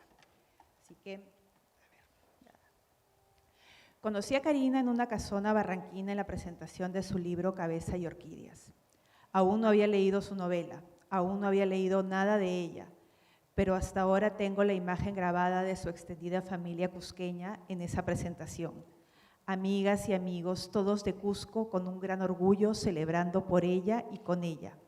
Esa imagen del vínculo tan fuerte con sus raíces llamó mucho mi atención. Luego, cuando leí Cabeza y Orquídeas, descubrí cómo, a través de la vida de una joven limeña de una familia con mucho dinero, se describe muy bien el arribismo, el racismo y clasismo de sectores limeños con gran poder adquisitivo. Y la escena en la que ella descubre los negocios de su padre y cómo estos son escondidos en su propio hogar, exponiendo a su familia por la ambición desmedida de poder, me quedó dando vueltas en la cabeza por mucho tiempo. Ese convivir en el día a día con la ilegalidad y con tal cinismo camuflarla incluso en su mismo hogar, esa historia de narcotraficantes o asesinos que son a la vez padres de familia ejemplares, ya la había visto. Me hizo recordar a todos los altos mandos del Grupo Colina que tuvieron que pasar como testigos obligados en el juicio Fujimori. La imagen de sus familiares acompañándolos mientras ellos narraban cómo los entrenamientos de la matanza de Barrios Altos se hicieron en la playa La Tiza, la misma playa a la que iban a pasar el verano con sus familias. La fiesta de Cabeza y Orquídeas no era una exageración, era un ejemplo más de nuestra historia. Fue por esta novela que no dudé ni un momento en buscar y convocar a Karina para mi primera incursión editorial. Estaba armando una compilación de cuentos sobre el posconflicto y con un poquito de miedo de escribirle a una escritora ya conocida, agarré coraje y le mandé un correo. Karina de inmediato me dijo que sí. Y a los días entregó un cuento tan hermoso como desgarrador. No me mates, papito, voy a contarte un cantito, le dice un niño de 8 años a Samurai, el comandante de una base militar en Chungui, luego de que éste ha matado a su madre y a sus otros hermanos, el menor de tan solo 1 año. Este cuento, sacado de una historia real de la vida del gran retablista Edilberto Jiménez, nos tumba del dolor y a la vez da cuenta de cómo el arte es un ancla de resistencia. Karina cierra este cuento diciendo, ¿qué habrá ocurrido con el hombre que no quiso escuchar este cantito? Sabe que las almas condenadas no deambulan más por los cerros. Sabe que hoy caminan en las ciudades. Tal vez el ruido de los carros, televisores y teléfonos celulares esconde el sonido de las cadenas que lastran en los pies y en las palabras que pronuncian. Será por eso que conviven con las gentes sin pedir perdón. Fue ese cuento el que dio inicio a nuestra amistad y también a mi admiración por ella. Recuerdo que la primera vez que hablamos me regaló su novela La sangre, el polvo, la nieve. Luego de leerla y hasta ahora sigo pensando que ya solo con esa novela Karina merece un lugar especial en la literatura peruana. A partir de la vida de Giralda podemos respirar la esperanza del inicio del siglo XX en Perú y lo más importante, la esperanza desde el Cusco, fuera de Lima. Y como esta ilusión de tiempos mejores se va al traste, otra vez con la dictadura militar de Sánchez Cerro, las detenciones, las persecuciones políticas a los partidos de izquierda, el intento de pisotear al movimiento indígena. A la par, en esta elaborada e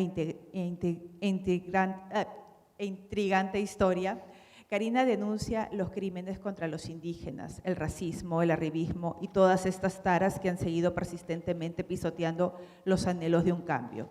Y nuevamente, algo que se repite mucho en su obra, las casas como espacio familiar, de cariño, amor y a su vez espacio de crímenes y de tanto dolor.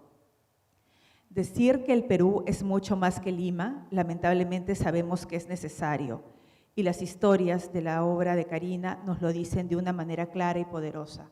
La voluntad del Molle, El año del viento, Las orillas del aire, los cuentos de Alma Alga o El sendero de los rayos son ficciones que van reconstruyendo como filigrana la historia del Perú y también sus grandes taras. a través de Aira, Rada, Ilana, Giralda, Nina, Bárbara, Bernarda, Elena, Nena, va construyendo ficciones que son parte de nuestra historia, como si fueran los episodios de una guerra interminable de Almudena Grandes. Karina ha ido armando un rompecabezas imprescindible contra el olvido.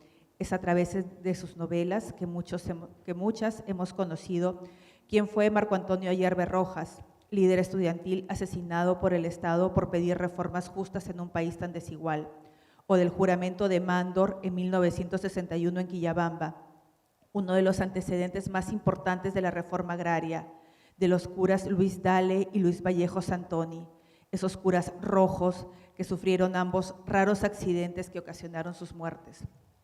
O también hemos recordado cómo vivimos y sufrimos el Fujichoc, cómo se concesionó de manera corrupta el tren que lleva a Machu Picchu y cortado su ruta hasta Quillabamba, cómo el conflicto armado interno nos inundó de sangre y de barbarie, cómo el narcotráfico está desplazando y matando en la Amazonía, repitiendo así la ferocidad con la que los caucheros esclavizaron a pueblos indígenas enteros como los Omagua.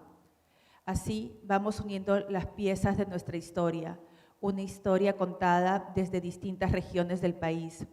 En su obra y sobre todo en sus novelas se nota la formación acuciosa de una científica social que no solo ha investigado de manera rigurosa cada detalle de la historia que nos cuenta, sino que además, y ese es el potencial de Karina, conoce de verdad los lugares, los caminos, los ha vivido, los vive, las rutas de Cusco a Abancay y luego Andahuaylas, los caminos de Ayacucho, de Quillabamba.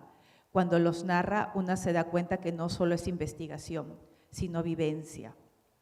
Y también, a través de esas piezas de nuestra historia, va armando tramas con los problemas y disyuntivas que enfrentan estas mujeres fuertes que son sus personajes. Problemas que enfrentamos las mujeres en Perú y en el mundo entero hasta ahora. La violencia y la discriminación basada en género. Vemos en Aira Rada a miles de mujeres peruanas huyendo de sus feminicidas, o a Giralda desafiando a su padre y dejando todas las comodidades por seguir estudiando. En tiempos de sentir que estamos en un bucle infinito, una comedia decadente cada vez más absurda, donde nuestra clase política en el poder no se diferencia mucho de las mafias, o quizás son lo mismo, en tiempos que sentimos que, parafraseando a Blanca Varela, como mujeres habíamos ganado la carrera, pero el premio fue solo otra carrera y hasta ahora no bebemos el vino de la victoria. Los personajes de Karina, ese aquelarre de brujas y hechiceras como en Recuerdos del Futuro de Siri Hatzbeth, se nos hacen imprescindibles para enfrentar estos ladridos de los perros que quieren impedirnos avanzar. En tiempos que hieden a fascismo, en que grupos antiderechos han tomado el poder y se empeñan en quitarnos derechos a las mujeres, en que la memoria nos quieren borrar y que hasta nuestra historia reciente se quiere disfrazar con eufemismos. El conflicto armado interno ya no se llama conflicto armado, ahora le dicen periodo de violencia entre el 80 y 2000, o que hasta han borrado del LUM que Fujimori renunció por fax. Ahí están las novelas de Karina para recordarnos la historia, nuestra historia, para reiterar que las mujeres escritoras están y que siempre estuvieron, para honrar a las ancestras, a Clorinda Mato de Turner, a Magda Portal, a Mercedes Cabello y a tantas más. Gracias, Karina, porque emulando a Mamahuaco nos das tu literatura como arma de resistencia. Nos quedará la literatura para resistir y nos quedará sobre todo la literatura creada por mujeres valientes.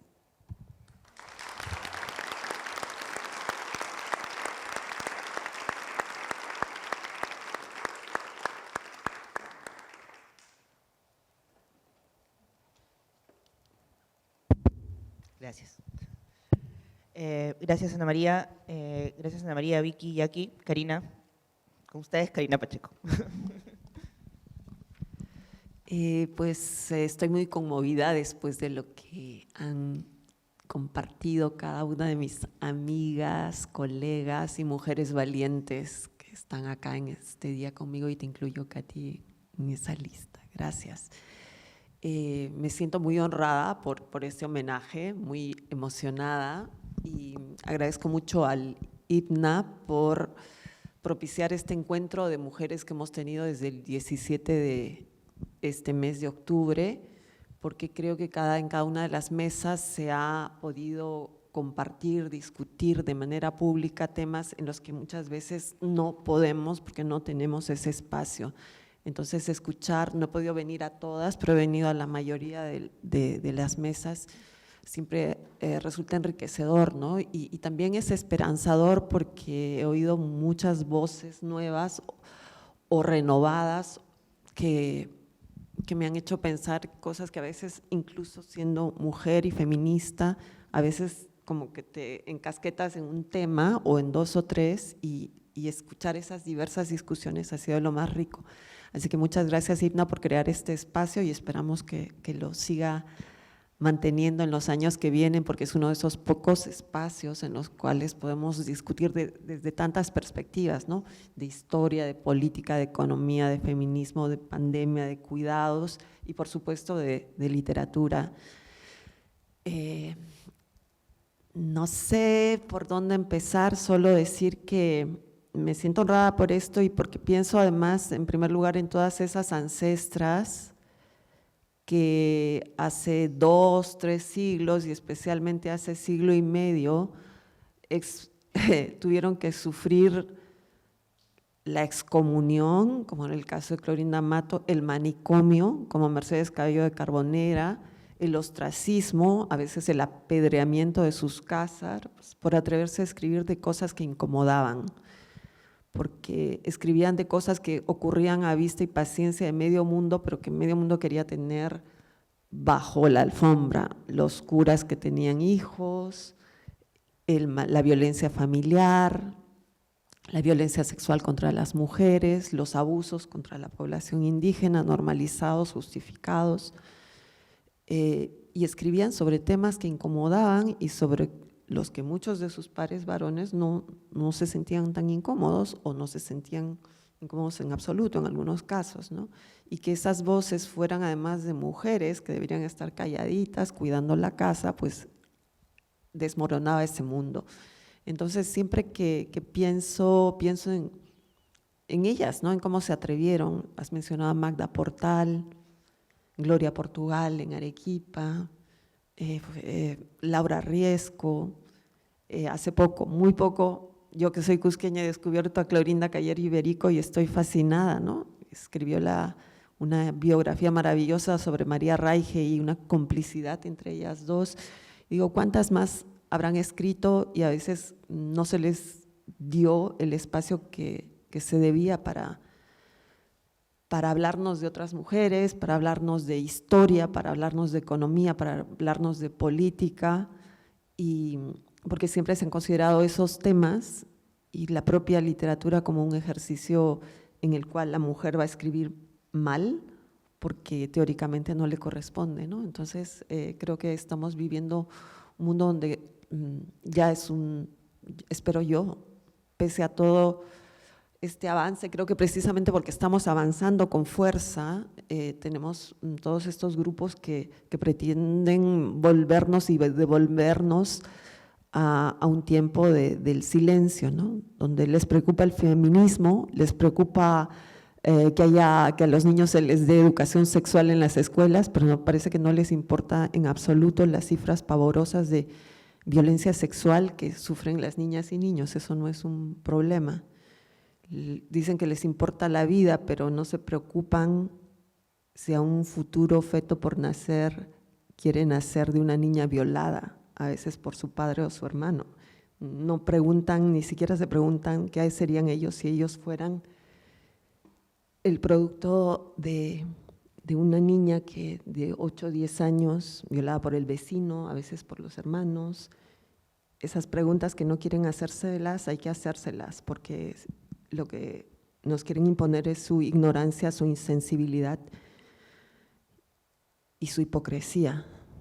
Entonces, creo que la literatura está para eso, para incomodar, para decir lo que no se dice y para tocar también a través de palabras que puedan expresar la doble verdad, la doble moral y el horror, y hacerlo además tratando de convertir nuestras palabras en rayos, como esos rayos que manejaba Mama Huapco, fundadora del Imperio Inca.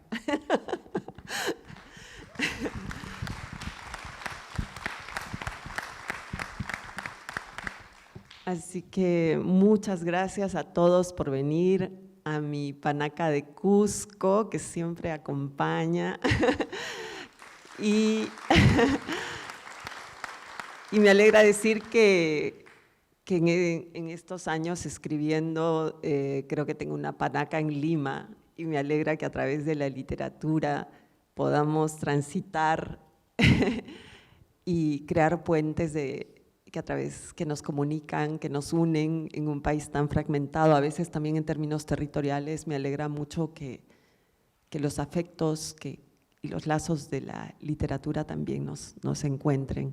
Me siento muy feliz y muy agradecida a todos ustedes por acompañarme esta noche. Gracias.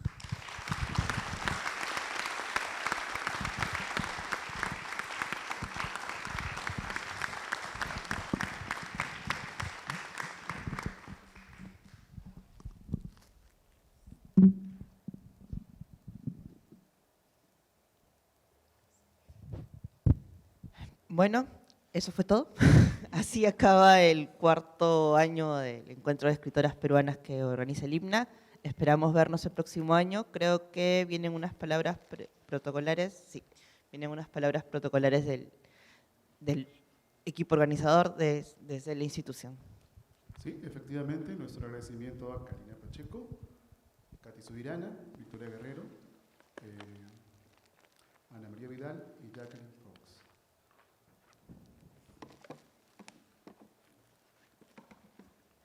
Bueno, retomando el acto protocolar, invitamos a Doris Aburto, gerente de la Red de Bibliotecas del IPNA, quien nos dirigirá unas palabras.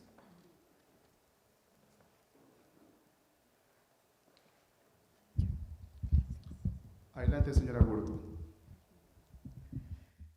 Muy buenas noches. Muy buenas noches.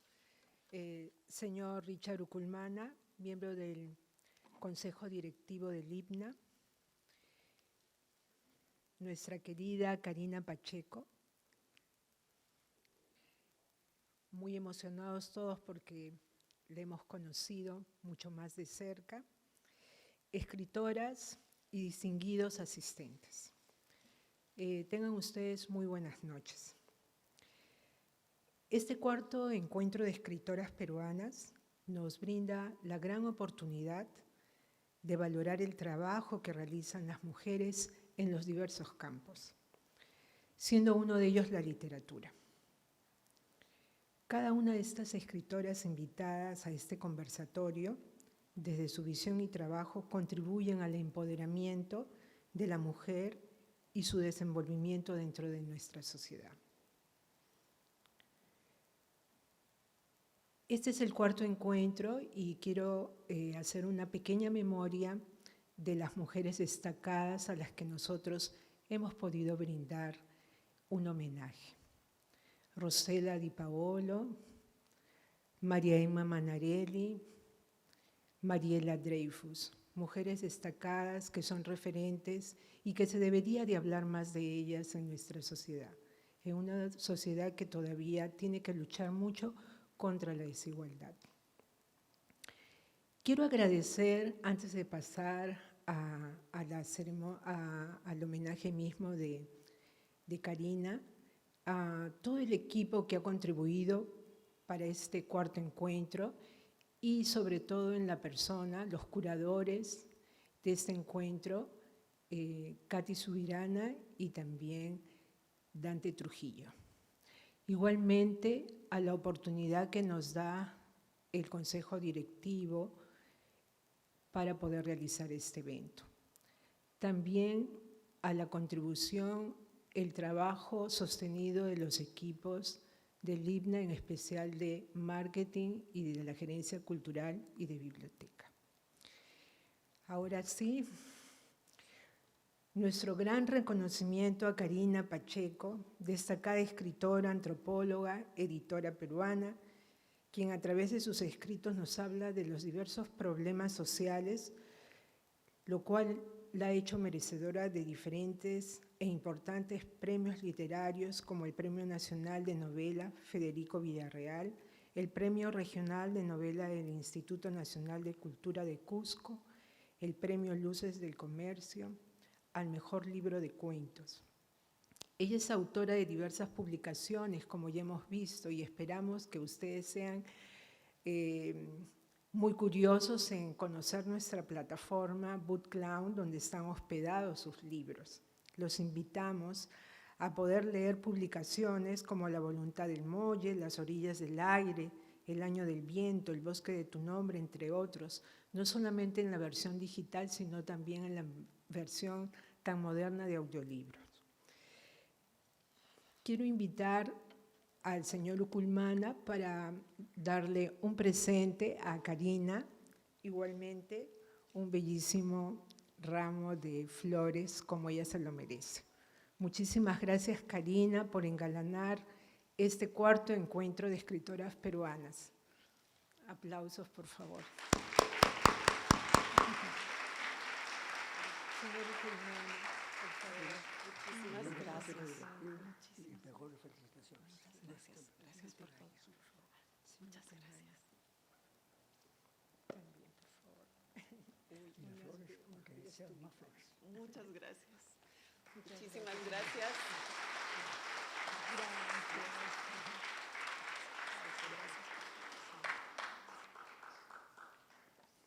Bueno, y ahora esta velada no termina.